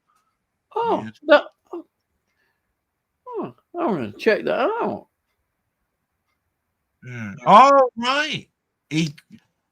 Here we go. Co-founder of Foxstar Productions, originally set up as the production unit responsible for creating the series Alien Nation. Wow. Oh, wow. Now that's some series, isn't it? And so, some film that became a series. Yeah. Oh, yeah. Oh, that's interesting. Anyway, interesting stuff. Yeah. Allen produced 3 made-for-TV disaster movies: Flood, 1976, Fire, 1977, and Hanging by a Thread, 1979. He also made Viva Knievel. I remember that. Viva Knievel's an awful film. Was it? Oh, it sounds it from title. Knievel, that's an awful the title film. Says it all. The Amazing Captain Nemo, 1978, and The Memory of Eva Riker, 1980. Eva Riker. He produced and directed the big-budget Swarm. Well, we know about Swarm because that's got a Jerry Goldsmith score. When Time Ran Out, don't know that one. He purchased the rights to Marvel Comics' Daredevil, Black Widow, and other television adaptations. He commissioned a scripted Daredevil pilot, but the project never went before cameras. So he bought the rights from Stan Lee and then didn't do anything with it. The other TV sharers were the Swiss Family Robinson. Right. Yeah, Swiss Family Robinson. Time Travelers. 1976. All right, there we go. That's an interesting lot of stuff. Yeah, it is. It's quite a lot, yeah. Right, let's go on to Sai says, I've decided I'm going to watch The Taking of Pelham 1, 2, 3. Yeah. I've not seen it for a while. Which one? The original or the original's got to be the Washington original one? I prefer the original with Walter Matthau. Yeah, it's got to be that. And Tony says the original, Sai, and then Sai says, "Oh yeah, Tony." So is that? And Edward Woodward has got he's got a fantastic character in there. But I think Walter Matthau steals the show for me. Yeah. Tony says, I'm halfway through Shadow of the Cat. Unsurprisingly, how much? Yeah, I've got that one. Some unpleasant characters in it, money grabbing servants, husbands, and other relations. Yeah, I watched it quite a while ago. And terrible. I can't really remember much about it. But yeah. I must have seen it, but it doesn't ring any bells. Yeah. And then Sai says, or should I say, good night, Tony. Right. Yes, we've got to the end of the comments. Yes, yeah. Brilliant. Well, it's nearly 3 hours. Thank you, everyone, for watching us, and thank you, all the people who've commented. And I hope you've enjoyed it. We've enjoyed it. We always do. Oh yeah. And yeah, thank you. We'll be back again next week. So let's say our farewells as we always do. Oh yeah. So I always say, so it's goodbye from me, and it's good night from him. Good night, because that's the two Ronnies, isn't it? And we sort of like sound like the two Ronnies, I think, a little bit. I'm the funny one, of course. And I always do my farewell to everybody, because I do my Frankie Howard salute. Because I always like Frankie Howard. And Sai says 99 guys, and thank you for the movie chat. Cheers, Ian. And no, Sai, absolutely. Thank you very much for being here. And Tony what a nice guy Sai is. Yeah, good night, guys. Oh, thanks, Tony says. Tony, he's just a bastard. Yeah. And Rocket Bunny, cheers, guys. Nice chatting. Rocket, I tell you what, I've gotten to talk to Rocket Bunny all over the weekend, right? He's the type of guy that says, would you like to come and play this game, right?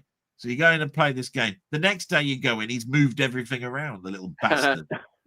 Oh, dear. Another one. There I am.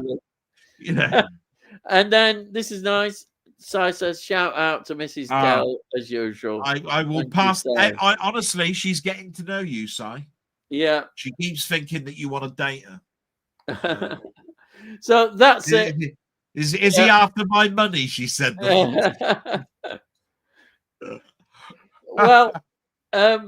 yeah, that's it. You've said your farewells, and I'll say mine.